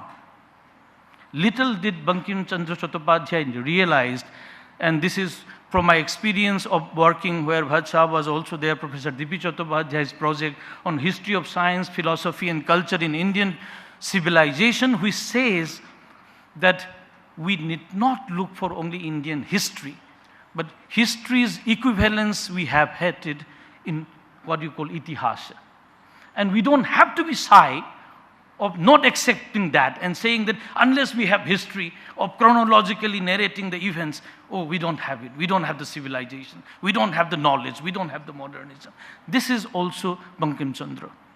So all that I'm submitting here is that this idea of what you call Indianness is a plight, a dilemma that comes out of the colonial forces that has ruled this country, an assertion that Indians, intellectuals, the seers, reformists came out with. This is what I would like to submit. Having said that, let me come from here to focus on the Indian philosophical scenario where in the university system, how we teach Indian philosophy, for instance. I have two grievances. I have not done Indian philosophy the way I should have done. One is that very quickly in the graduations we are taught there are 9 schools of Indian philosophy, 6 heterodox, 3 orthodox. Recently I have been more inclined towards Kashmiri Saivism, and Vigyan Bhairav I am starting to read of Swami Lakshmanju. And I said this was never taught. And in fact, G.C. Pandey, late Professor G.C. Pandey once used to say in the informal discussion, the crux of Indian philosophy lies, Indian culture, intellectual tradition lies in Kashmiri Saivism. Maybe he is exaggerating. But the point I realize here is that we have privileged Vedanta so much. Professor Pappu and others are here. We have privileged Vedanta of a particular kind so much that many are sidelined. I mean, Advaita of a different variety where you don't talk about the body or that entity called metaphysical one, Atman, but something which is vibration, something which is an activity, has never been bothered to be discussed. And Professor Bhatt today talked about in the beginning of experience, and that experience is not the Western perception. This experience is not even the phenomenological experience. It has a very uniquely Indian in many ways, and we have not really bothered on that. This is why one grievance on even talking about Indian philosophy. Second is what I was a student of aesthetics, and we were only taught as if Natya Shastra is the only text on aesthetic theorizing. But what about the Sangam literature? What about Chennai, which is one of the richest 3rd century BC to 3rd century AD, within which the whole conception of the physical and the internal is so beautifully brought out as a part of aesthetic sensibility. And more I am growing, as I say, I am reaching 50s, I am looking at some of the indigenous philosophical traditions in the Northeast, within which, there is a concept called Anoirol, where it says life is movement. Dance is the only manifestation of life through movement. If you do not move, it leads to fixity equivalent to death. So life and death is about movement and fixity. And this comes so close to what I see energy as movement in Kashmiri Saivism. So Tantra, for instance, is something we have not sufficiently looked into when we talk of Indian philosophical tradition. So with this, I will try to wind up by saying that unless we have this openness to discuss even about what is to be Indian philosophy, what is called Indianness, we get freezed. And I am not an essentialist. I am always afraid from the essentialist. I do believe there is a core and periphery. There is a core and periphery, but this core can become a periphery at one point. The periphery can become a core at one point. And that is the playfulness of the identity politics. That is the playfulness of knowledge. That is the playfulness of your own being. Unless we accept that, we freeze, we remain stagnant. And if we want this civilization, this country to remain, I think we should be this holistic, perhaps more in the broader sense. I do not know. I have not read the philosophy of Dada Bhagavan, so I cannot say anything. But if there is an openness to change, and with great courage which the saints and Mahatma and the Pandits were doing, that willing to even get defeated, accept the defeat, and yet continue with life. This is the greatness of Indian civilization. Thank you so much.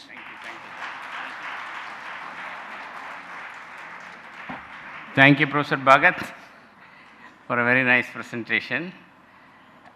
And now I request Professor Balaganpati to make his presentation. Respected Chair, Professor S.R.Bhatt, and other co-speakers, as well as distinguished guests who have come here for this wonderful event, Indian Philosophical Congress. Yeah, even I have a paper, but I don't want to read it because I see there is no point in reading a paper now. Briefly, I would try to put forth my points, whatever I have in my mind. And also I understand my limitations in talking about Indian identity in front of scholars, established scholars on Indian philosophy and Indian identity and Indian culture. So I would also not try to venture in trying to do that. And as my previous speakers were saying, one speaker has said she would try to be quick, and another speaker has said he would try to be brief.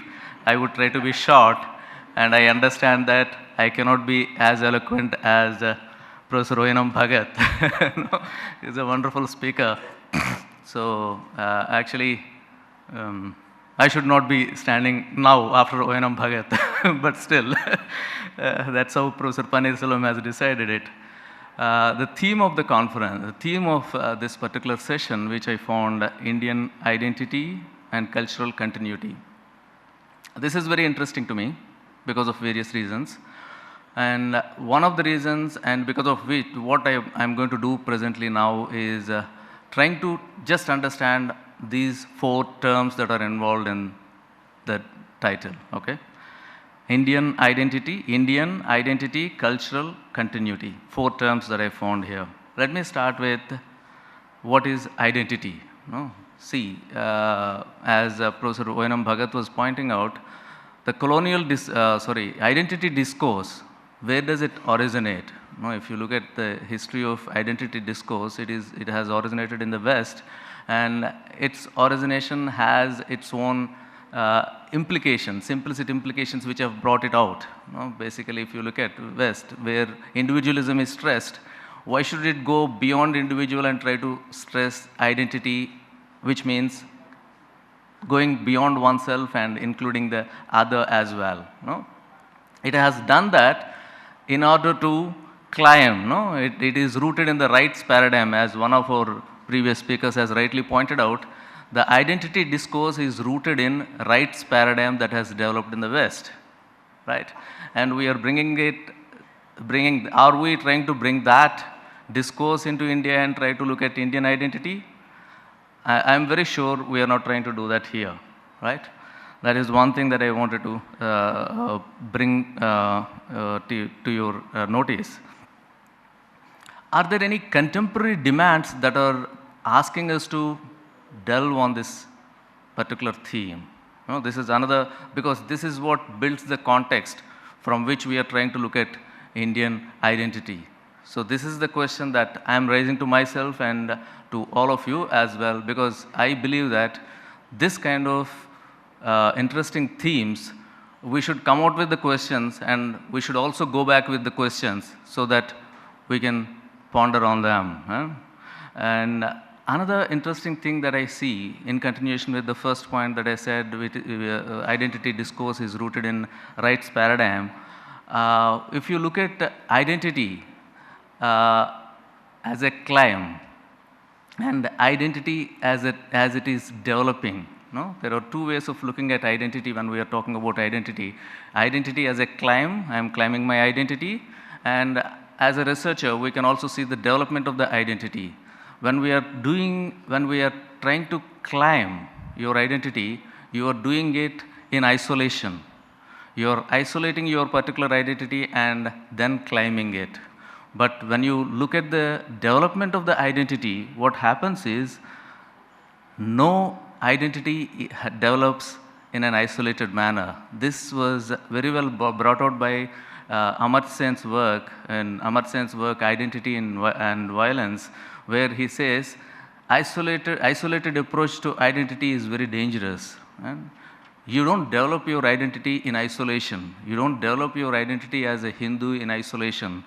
You develop your identity of Hindu or as a teacher or as a father in a combination. Your identity as something is nurtured and continuously contributed by all other identities that you possess.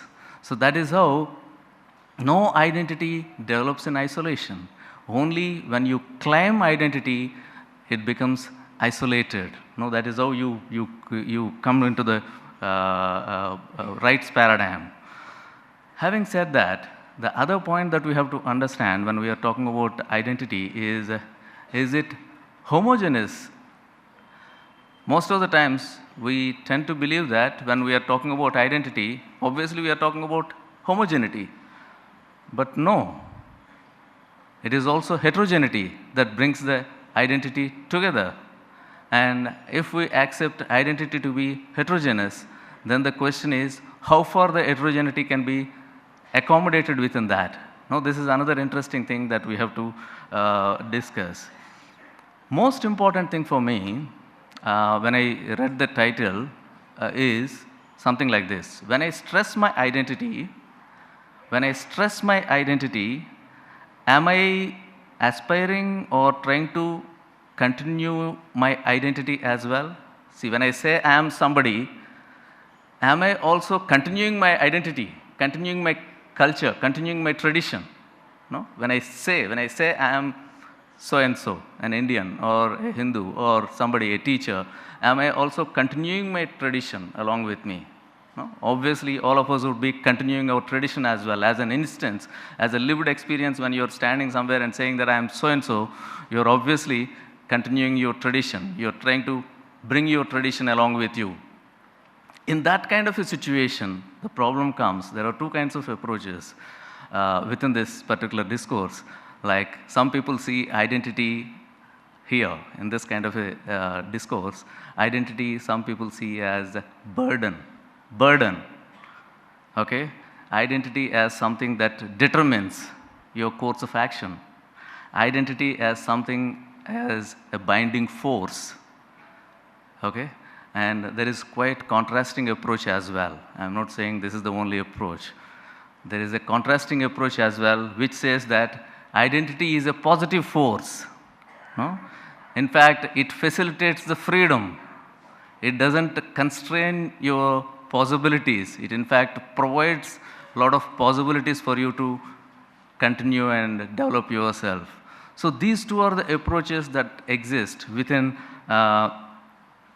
looking at identity as when I say I am so and so, right? If I am continuing my identity within that discourse, these two are the interesting aspects that we have to discuss. And I have a few more points, like I was just raising louder questions like what identity are we referring to when we are talking about identity in this kind of a dichotomy? No? Are we referring to spiritual, social, cultural, religious, geographical, linguistics? Because all these identities are excessively stressed in the contemporary times. And we find that linguistic identity is stressed and it is also broken. It is not that each of these identities are stressed, each of these identities are further broken in the contemporary India. We see that in front of us. And also, as one of our speakers was pointing out, identity in terms of nativeness, adaptiveness, political, and political I don't mean political party, but Indian is also a political geographical map. Migrant and immigrant, these identities have come into the picture.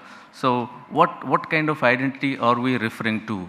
And of course, Professor Bhatt has given a clarification in this regard in the beginning itself in his introductory remarks when he said we are in fact talking about a value-centered, not on the basis of birth or geographical territory, but it is a value-centered identity that we are referring to when we are talking about Indian identity, he said. But yeah, it needs further probing as well. And when we say, in fact, Professor Bhatt also has said, Indian identity is a demonstrative identity, he said.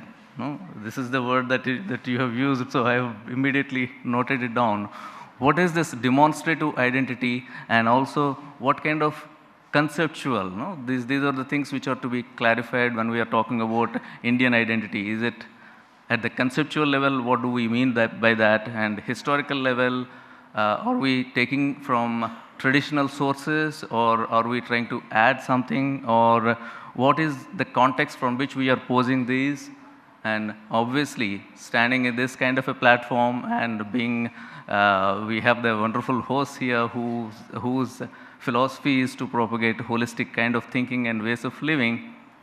Obviously, we all agree that there is something called holistic way of living, and even with regard to the identities, we have to look at the identity from a holistic perspective.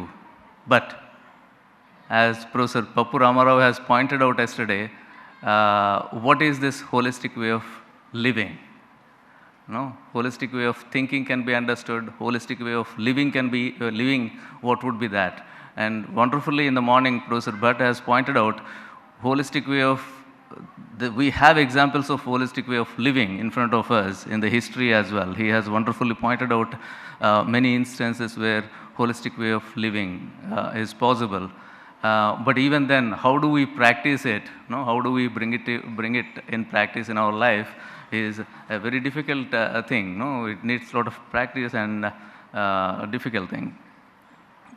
We find two expressions here, identity and culture. Indian identity and cultural continuity, and how do we understand the relation between these two is also an interesting thing for me, which I have developed in my paper, but I don't want to go into that. I'll quickly come to my concluding part.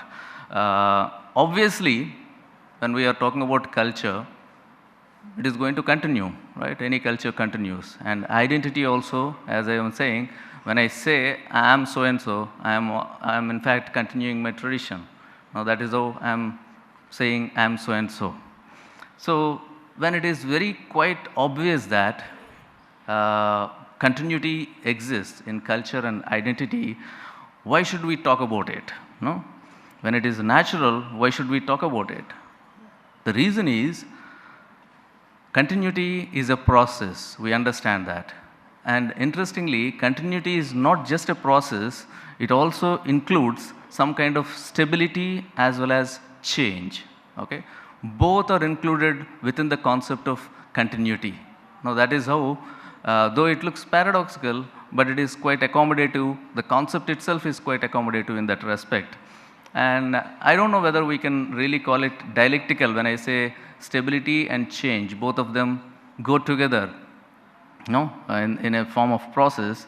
I don't mean like thesis, antithesis or synthesis kind of a development of a dialectical kind, but I see that all three of them happen together in the process of continuity. And let me just raise three questions that I have in my mind with regard to understanding this theme or problem of identity. Can I refer to only yeah, it's gone somewhere, don't worry. Yeah, this is the point that I was trying to understand. Can identity prompt us to stick to it or go beyond it? When I say I am so and so, can my identity, whatever may be my identity, can my identity make me stick to my identity, or can it give a space where I can go beyond my identity? In fact, when I was listening to Professor Bhatt, he seems to be saying that one can go beyond the identity as well. No, that possibility is there. That's what he was pointing out when he is talking about Indian identity. But this is another interesting aspect that I found, which we have to really look at, whether identity can prompt us to only stick to it, or does it give any possibility of going beyond it? No? And also, yeah, when I am asserting my identity, this is another important one which is rooted in post-colonial discourse, which Onim Bhagat was also referring to. Like, when I am asserting my identity, when I am saying that I am so and so, am I saying it for myself or am I saying it for the other? When I am asserting my identity, am I asserting my identity for myself or for the other? No, this is where the distinction or the conflict or the discourse on essentialism and parochialism comes into existence. No, If I am asserting my identity for myself, then I am talking to myself and trying to say that I am so and so. This has no problem at all, because assertion as individual, when I say I am Bala, I am not against anybody. Right? That is how when I assert my identity, I am not against anybody. I am only stressing my identity.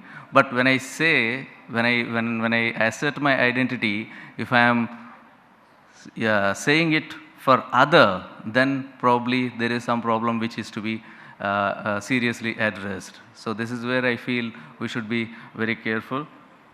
And yeah, thank you so much. These are my some of my thoughts, and I have a paper, I can share it with you. Thank you so much. Thank you, Dr. Balganpati. Now we'll move on to Professor Aditya Gupta, young scholar. Yeah, then we'll come to that. Yeah, I'm following a different order because since both of you and Madam spoke in the previous, I thought I can give you some rest. That is the reason. Respected Chairperson, great scholars on the dais and off the dais.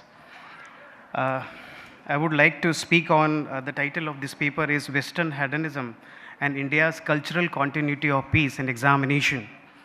In this paper, I have tried to show that basically, keeping hedonism of Western countries in mind, that India also has some tradition, that is the tradition of peace, that is not the tradition of pleasure or pain. Basically, we all know that we try to seek pleasure. If we get pleasure, after some time what happens? We get boredom as well. After some time we try to get another pleasure. So in this cycle we keep on going. So this type of things are common with human being. And keeping this tendency of human being, in Western philosophy we have a school which is called hedonism. Hedonism, basic metaphysical as well as psychological premises are that human being seeks pleasure. It is a nature of human being that he seeks pleasure. And also some ethical paradigms are there that he should also seek the pleasure. Like it is not the case that it is a nature of human being, it is the nature of human soul that it is sensuous in nature, but at the same time it is ethical to pursue pleasure. But at the and here we find 2-3 distinctions like quantitative hedonism and qualitative hedonism. We find Bentham, who focused mainly on quantitative aspect, that all pleasures are of same type but quantities are different, and 7 points he has given that on the basis of these 7 we can choose one in place of other. But Mill came later on, he said no, it is not possible that we have pleasures of same type, like different pleasures of different type, quality of it is better to be a Socratic dissatisfied than epic satisfied. And we find not only in India, but even in Western countries, we have a criticism of this hedonism. For example, Restell says that this hedonism is putting cart before the horse, and Sijbek says, like, more we seek pleasure and more we lose it. So this is a paradox of hedonism. But if you see, both who were proponents of hedonism and those who were critic of hedonism, we find that both of them, both groups are suffering from the same misunderstanding. First, none of the Western philosophers say, why is it so that we seek pleasure? They say it is a human nature that we seek pleasure. But at the same time, they try to make it metaphysical reality that this is the case. If we see Indian point of view, that we don't have this tradition. To some extent, this hedonism affected Western civilization as well. So we can say modern globalization is material globalization as well. Now, if you see this hedonism, like pleasure, why do we seek pleasure? Why do we avoid pain? Actually, even Western critical thinkers who were opposed to such hedonism, school of hedonism, they could not understand the root cause of suffering. Indian philosophers, Indian thinkers have tried to reach to the root cause of that pleasure or pain duality. We can say, like, if you go for close examination, we find that it is the attachment which is the cause of pleasure and which is also the cause of pain. To the extent you are attached to somebody, some person, some object, to that extent that person, that object or that event is capable of giving you pleasure or pain. So basically, and the case is extended to even the case of death. How many of you beep when somebody dies in Eurasia? Somebody dies in, say, Liberia, somebody dies in America. I'm not attached to that person, that is why I don't have a problem. So death is also not associated with pain. It is actually attachment. I'm attached to somebody, that person must have given pleasure to me. Now, because of death, because of this pleasure, he is giving pain to us. So we find that in Indian system, basically a human being is the way hedonism tried to portray human nature, that he seeks pleasure and avoids pain. Actually, this is a metaphysical impossibility, logical impossibility as well, because pleasure and pain both are associated with attachment. If you are attached to somebody, that thing would give you pain, that thing will also give you pain, pleasure or pain. So we cannot desire for one and we cannot avoid the second. It is logically impossible. So Indian philosophers, and here I am coming towards the identity. I wish to say that where all schools of Indian philosophy, except one or two, have tried to focus on that, and that can be called the identity of. So Indian philosophers have tried to come out of this pleasure and pain cycle. That is a vicious circle. Like once you seek pleasure, you would get pain as well. There are two ways to come out of it. Either you leave this world of enjoyment, you leave this world pleasure, then you would not get a pain. The second way is you remain neutral to both. You remain non-attached to both to pleasure and to pain. That is the path of peace. Indian philosophers, Indian thinkers have tried to focus on the second only. For example, in Yajurveda, we find Shanti mantras are not only in Yajurveda but in Upanishads as well. In Yajurveda, Shanti mantra is there, Om Diyo Shanti, Antariksha Shanti, Prithvi Shanti. So desires are not for pleasure, desires are for Shanti, desires are for having equidistance from pleasure and pain. Similarly, in Isha Upanishad, there is a one line, Tena Tyaktena Bhujjita, means if you have the capacity to renounce this pleasure as well, if you have the capacity to renounce pleasure as well, then you can enjoy this world. Otherwise, there is no possibility. If you are attached to this world, you cannot enjoy it.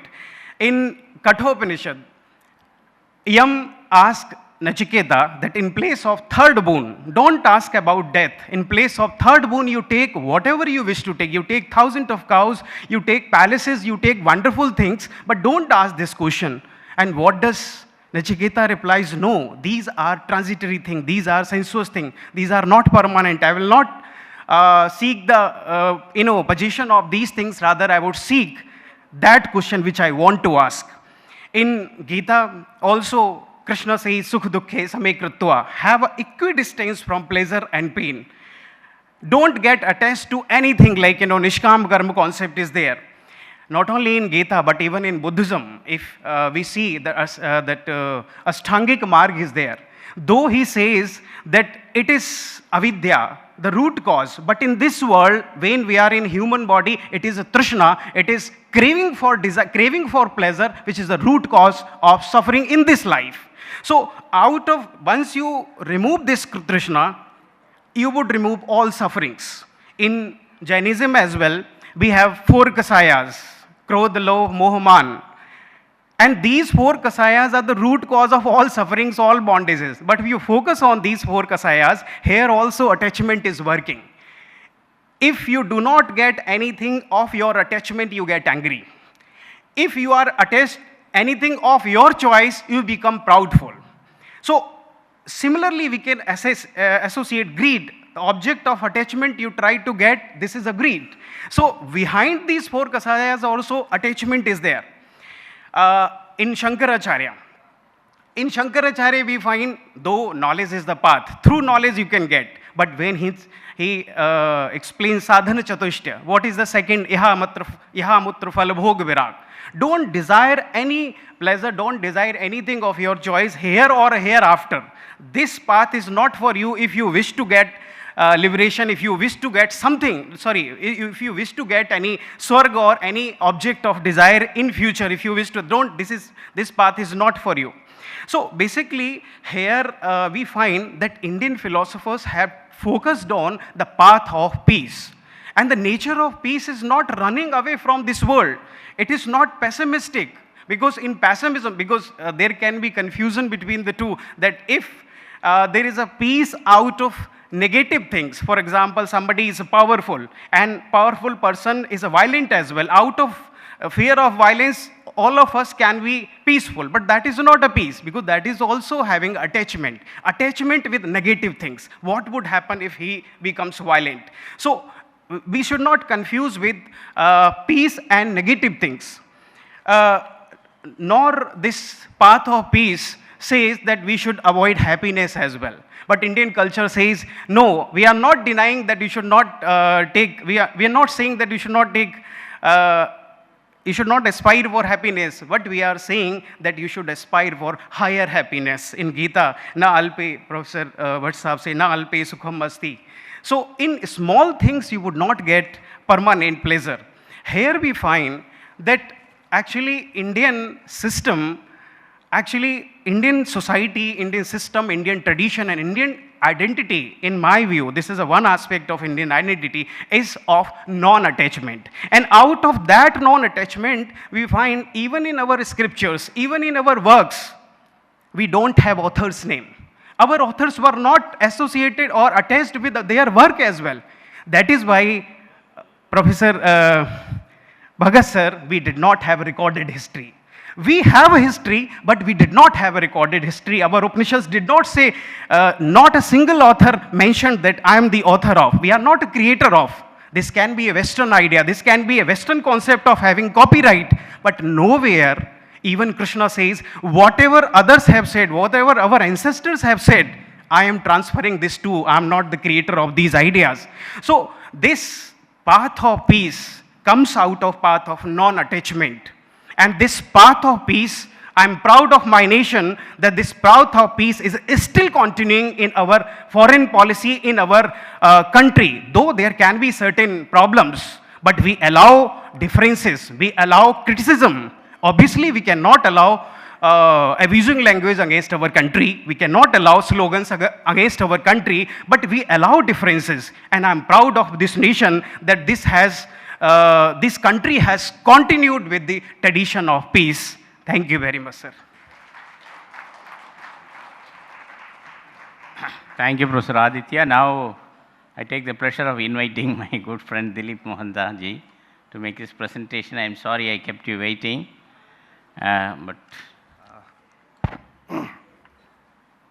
Respected Chair Professor Bhatt, dignitaries in the dais and of the dais, friends, I have not much thing to tell you now, because my friend Professor Pannerselvam pressed me a lot, so I must say that I have nothing to say. Only some of the feelings I gathered from here. I would prefer to start with my good friend Professor Sreekala. She, very politely posted a kind of objection. In philosopher, it is very important to raise objection. Then there is objection against Indian philosophical culture, that it is rather dogmatic, not sufficiently rational. So, and she tried to give some rejoinder. I only developing the thesis from her. In the tradition, it is said, Yukti siddham bacha grajam baladavi sukhadapi yukti hinang bacha trijam viddhadapi sukhadapi. This is here in our tradition, our philosophical tradition. That's why the role of opposition in Indian philosophy is very important. And we have this Bhashya, Bhartika, Britti, Tika tradition. And also, the one Brahma Sutra, there are so many commentaries. This is a clear example of pure rationality Indian culture cherished and nourished. Another point is the morality and spirituality. Morality, more or less, somehow we understand, and spirituality also. And so, to my mind, Indian culture, especially the philosophical culture, is characterized by three distinguishing factors. One is pure rationality, which is exhibited through as language, argumentative tradition. Secondly, morality and spirituality as values simultaneously. In ancient India, Bharata was considered as the ideal ruler. So when we speak of Indian identity, if I am permitted to use a Sanskrit word, that is Bharatiya Asmita. So to my mind, this Asmita consists of cultural continuity through the method of assimilation and synthesis. It is both Vyavaharika and Paramarthika. Power of politics is subordinate to the power of society in our tradition.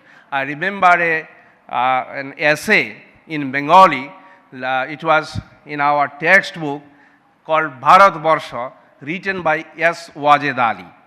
So in his boyhood, he used to see a grandfather, he used to read this Ramayana and Mahabharata. So after many years, he returned to the village, and again he sees some an old man is reading this. Then the conclusion is that সেই tradition সমানে চলেছে. So it is continuing in our tradition. This is in fact Bharatiya Asmita, a clear distinguishing feature of Indian cultural tradition. It is a continuation of the past, making room for the new through its inner integral capacity of assimilation and absorption.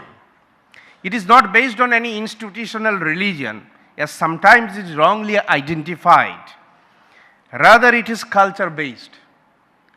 Bharatiya identity, in its social aspect, as very fruitfully emphasized by Professor Raju, that it is duty-oriented, he used the term obligation, and not right-oriented. So it is not one-dimensional, it is multidimensional, Sahasra Shirsha. Bharata, popularly called India in English, stands for a nation, not by color or race or language, because Bharatiya identity is against aggressive racial egotism. Racial or color-based or linguistic nationalism is against all kinds of cooperative spirit. It is rather a nation by multifaceted culture dominated by three necessary cultural elements, as I said, rational analysis, morality, and spirituality. One who knows the truth, knows the unity of all beings in spirit. The unity of spiritual philosophy addresses all through contradictions to creative synthesis. It is also often said that, yes, historically, two opposite principles works in India's cultural dynamism, self-preservation and expansion. Here life moves in cadence of constant adjustment of opposites. It is a perpetual process of reconciliation of contradictions. In the words of Tagore, I don't want to translate it because I can't. Debe ar nebe melabe milibe jabe na fire ei bharoter mohamanober sagor tire. The sense is like roughly like this: give and take, assimilate and be assimilated in the seashore of the great humanity called Bharata. Today, we have to avoid the extreme positions adopted by some orthodox thinkers who try to justify the religious customs of institutional religions with the help of pseudo-scientific explanations and claim that all the recent discoveries and inventions of science were known to their respective scriptures. There are also claimers who are so much interested of Western civilization that they declare whatever is traditionally Indian is worthless. But the true spirit of Indian philosophy makes a person an worshipper of free thinking and openness, as correctly emphasized by my friend Professor Bhagat.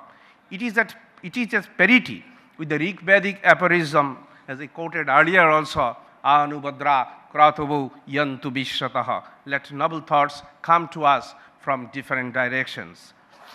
It is necessary for the development of human science, philosophy, and culture. If there is no openness, the possibility of new development will be denied. In our own way of philosophizing, in the form of criticism, reflection on the past, as well as the contemporary developments in humanistic and scientific endeavors, we can inherit the past as well as claim freedom from the past. It is a living continuation of the integral tradition. No doubt, there are important aspects of Indian thought flourished through the Vedas and Upanishads, but today we should train ourselves as free from our total and blind obedience to scriptures. We cannot say what is old is necessarily gold and what is new is necessarily worthless. In this context, it is interesting to see what Pandit Deen Dayal Upadhyaya says about Bharatiya Asmita. It is a nation which does not propose an orthodox view of going back to, he used the word 1,000 years.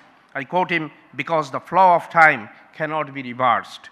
India should be open to the West with a critical eye.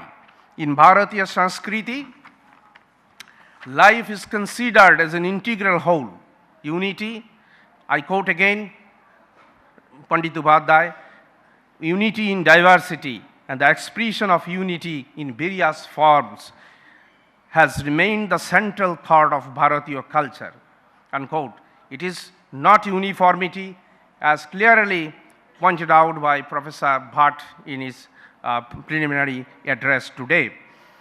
The principle of unity with diversity, as viewed by Pandit Upadhyaya, is important because only by coexistence no nation can spring. Many flowers put together without any inner bond cannot be called a garland. There should be some unitary inner thread. It is the principle of assimilation, the basis of which lies in dharma. Without our national identity, our inner potentialities cannot be developed, and our political independence by itself is incapable of showing us the door of progress and happiness. The idea of removing all differences, also making all people alike and arriving at a classless society, is neither compatible with human nature nor conducive to human progress. It is futile to club people of different religions with diverse sets of values under the same religious homogeneity, nor should we ignore their potential contribution to the common good. With moving ahead, as I referred earlier also, like a flowing river with various tributaries, by connecting the freshness of present materialistic achievements with our ancient moral and spiritual values. Understanding of the past only by the orthodox way is deadly for human race. Today, therefore, it is necessary to get a proper mix of fresh knowledge and the light and the gift of science with culturally embedded traditional values. Of course, we inherit traditions, but the gradual uprising of our civilization and culture lies in adding to such traditions and going ahead. Bharatiya Asmita may be realized through our own thinking and conduct with values befitting to the age. Thank you so much.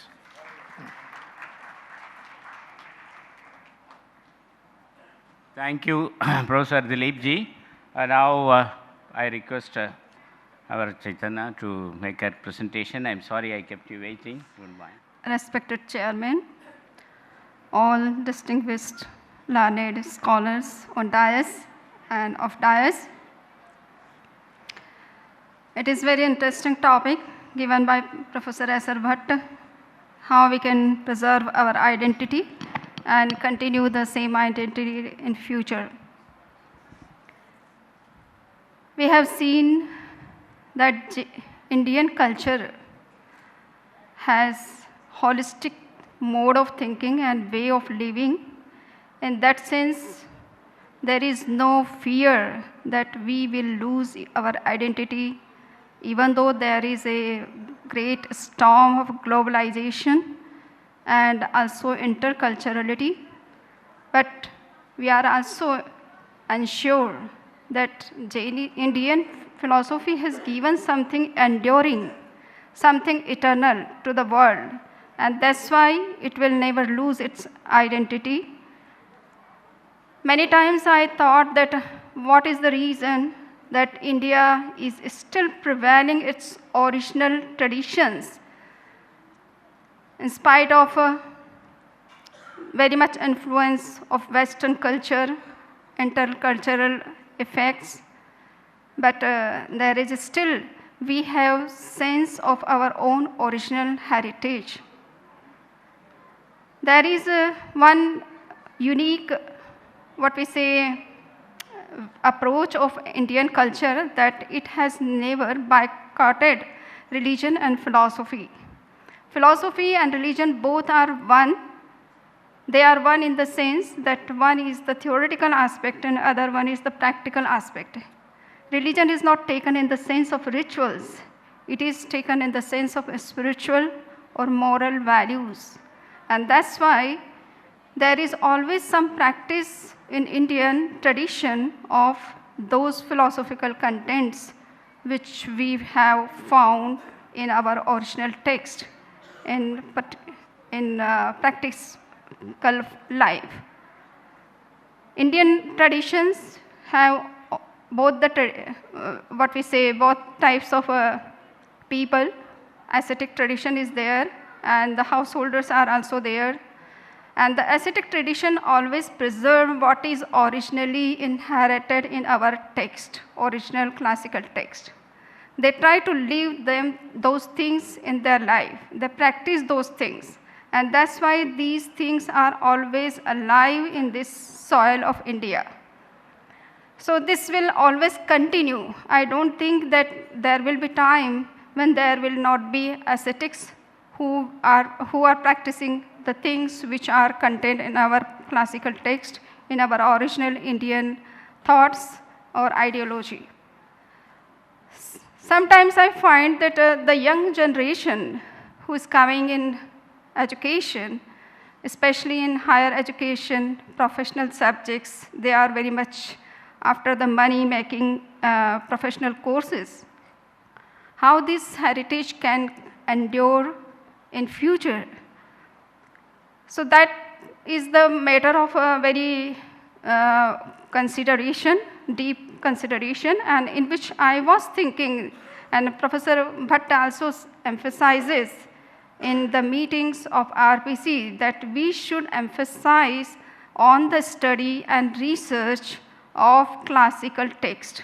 We should organize such type of short-term programs among the students so that they should learn what is given in the original Indian text. So that kind of things we have to continue in some way or other in our academic programs. Then the younger generation can learn what is given in Indian culture, what is original. Many times Acharya Mahapragya, who is the great seer and sage of 21st century, he said that we Indians have very, very long history. Though it is not recorded in a way as Western has preserved its own history, it should be written in a proper way. But unless our younger generation will not read the original classical text, they could not come to know what is our own history, what is our own real culture.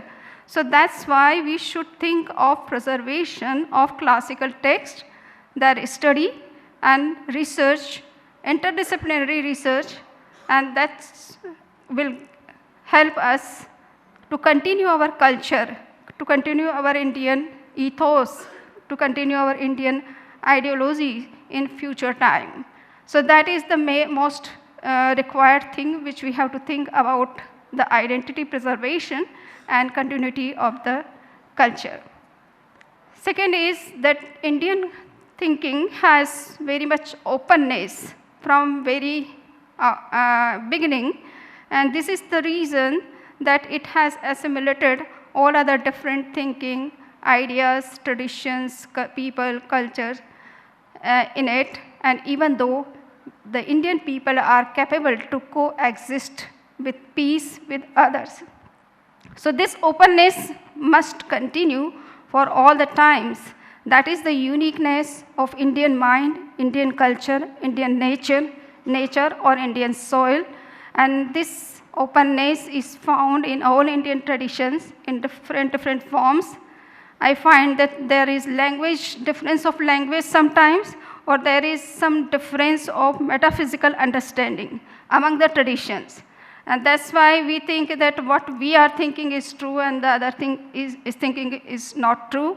But there are different angles to perceive one and the same reality. As Bhagavan Mahavir said, the truth is multidimensional. It is multi-layered. It must be seen from multi-perspectives. And all perspectives may be equally true. But we have to understand the other's position as we understand our position. I was very much astonished when I was reading Acharang, the first scripture of Jainas.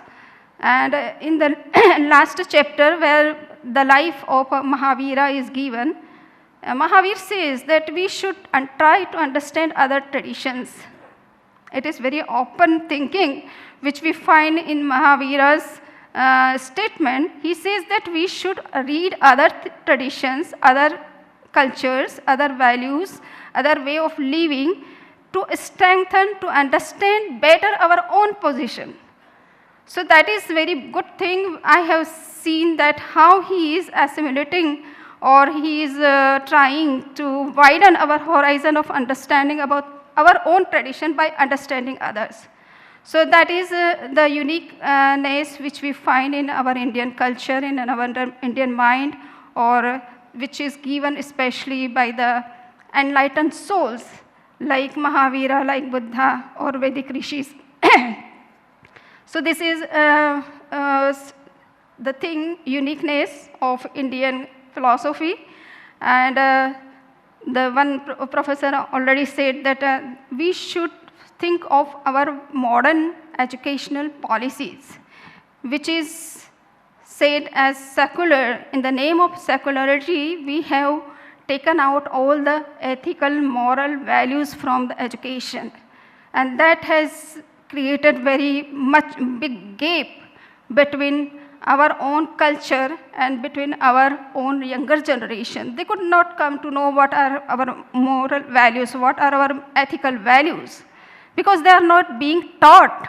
So Acharya Mahapragya has given one new concept. He said that we should create wisdom world. He means by wisdom world that we should introduce ethical and spiritual values in each and every professional subjects, so that new generation can come to know that these are the values which we have to understand when we go into particular profession, particular job, and we have to follow at least those basic common values. So these are the basic things which we have to concentrate, and we have to focus on that. And we have to think of changing something which is lacking in present condition, in present system, and we have to aid what was good in the past. So this, yeah? Okay.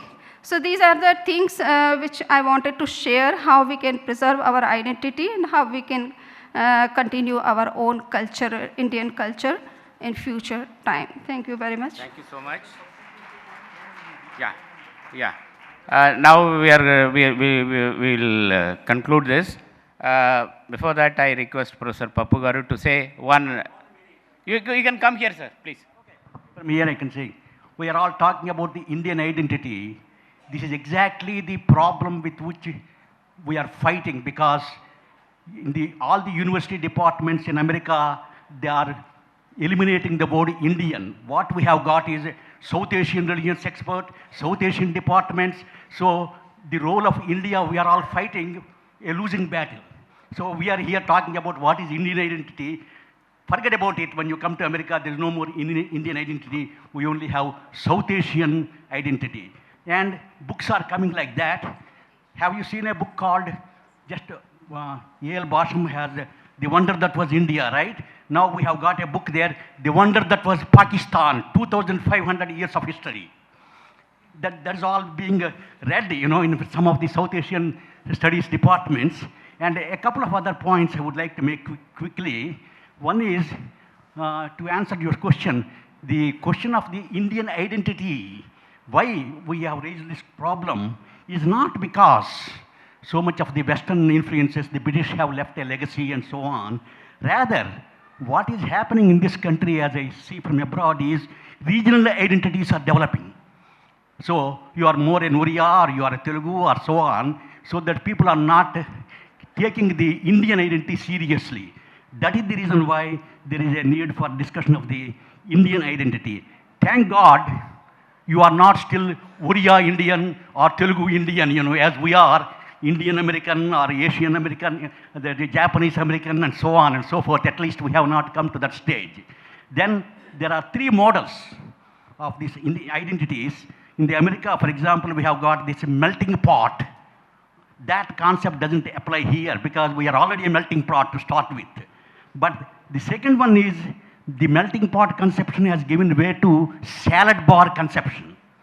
So that everybody, you live your own life in a salad bar, you know, you have got the carrots, you have got the tomatoes and everything put there. And if you put all those things together, salad, that is what America is all about. But, so does that apply, that was tried to be applied to the Indian conceptions of Indian identity. But I like Shashi Tharoor's conception. It is not even salad bar Indian, it is a kind of a dinner thali. I think I mentioned in your identity seminar, you know, a couple of years ago, Shashi Tharoor had discussed it. So in a thali, everything is independent. But if you mix all of them together, then it is more tasty. Sorry, Professor Pappu Garu, we have got one more session, so that's why I have to stop. Then sir will take 1 minute to conclude. Friends, our concern and consideration of this particular theme stems from both theoretical and practical necessities. Theoretical because as Iqbal says, कुछ बात है कि हस्ती मिट्टी नहीं जहाँ से. Then what is that कुछ बात? What are those essential features which have been responsible for the continuity of Indian culture, giving it vitality? I think it's our job to point out. Say it could be peace, universal peace, it could be harmony, because samanvaya, tattu samanvayat is a message of Indian culture. Peaceful coexistence, cooperation. We have to therefore ponder over these elements which provide vitality to Indian culture. So this is theoretical necessity, but practical necessity, because of course there have been onslaughts on Indian culture, but still Indian culture could survive.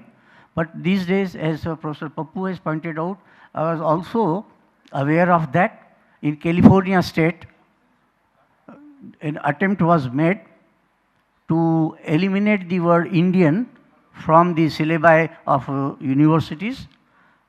We formed an organization, we fought against that, and fortunately the word is retained now. But we had to struggle for that. Had Indians not been conscious and vigorous about it, the word Indian would have been eliminated from the American dictionary. It's a matter of concern for us. And therefore, I thought that we should deliberate on this particular theme and point out to the world as to what exactly Indianness stands for. It is unity in diversity. It's not a melting pot.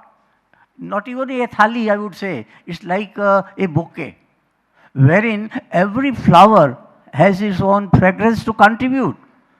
Well, we have therefore a multiplicity of traditions, but culture is one. In one culture, we may Hindu tradition, we may have Jain tradition, we may have Buddhist tradition, we may have Islamic tradition, Christian tradition, Parsi tradition, so on and so forth. Traditions are multiple, but culture is one. And that oneness of Indian culture has to be emphasized. And if I tell you one thing, no culture can survive and thrive if its adherents forget its roots. And it is the roots which give us the survival and try to destroy the very roots of our own existence. We are multiple, no doubt, but we are unified as well. We have to emphasize both. We don't want to bulldoze the multiplicity. At the same time, we don't want to eliminate our basic fundamental unity. And I think this is the message which we should, as Indians, give to the West.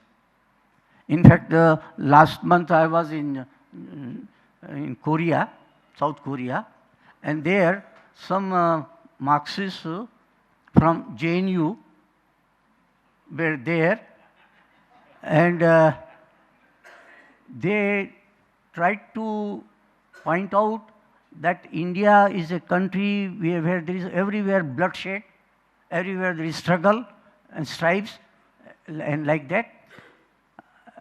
I stood up and told him that don't spread such lies. India is a unified country. India will remain a unified country. Well, you may talk of Bharat Todo, but we will always insist on Bharat Jodo.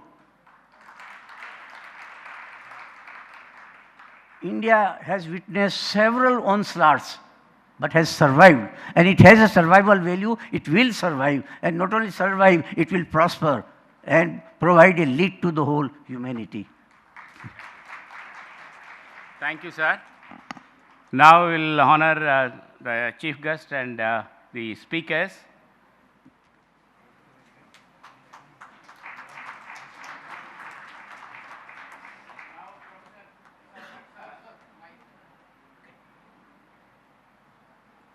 But sir would honor the speakers.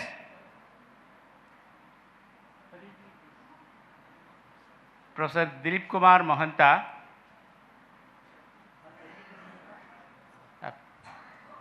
Please.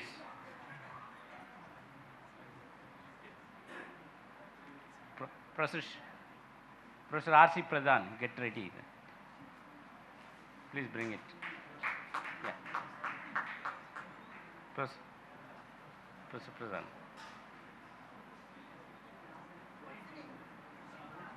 Yeah, jaldi. Yeah, Professor R.C. Pradhan, you just bring it, I will tell the name. You bring one by one. Professor Pradhan will be honored by our chair.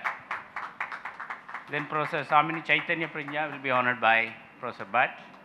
Please come.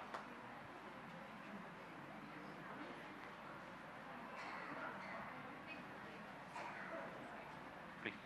Yeah. Thank you, sir. Oh. Then Professor Jatashankar ji, please come. Please. Yeah. Professor Sreekala M. Nair.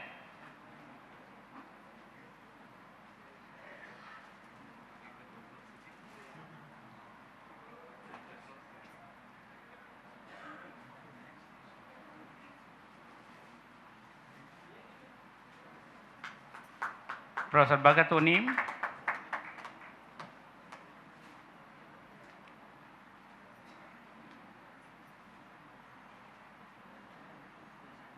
Then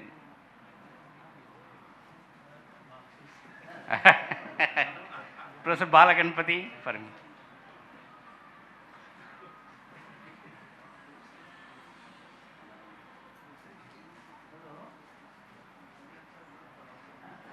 Please. Professor Balaganpati. Then Professor Aditya Gupta, please come.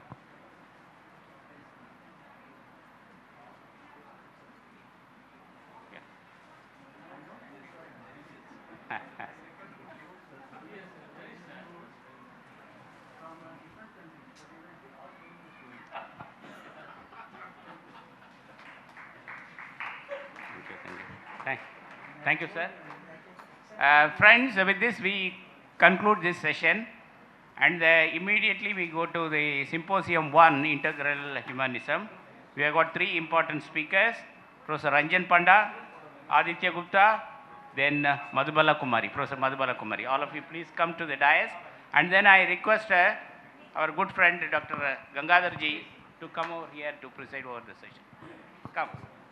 And please note that this session must end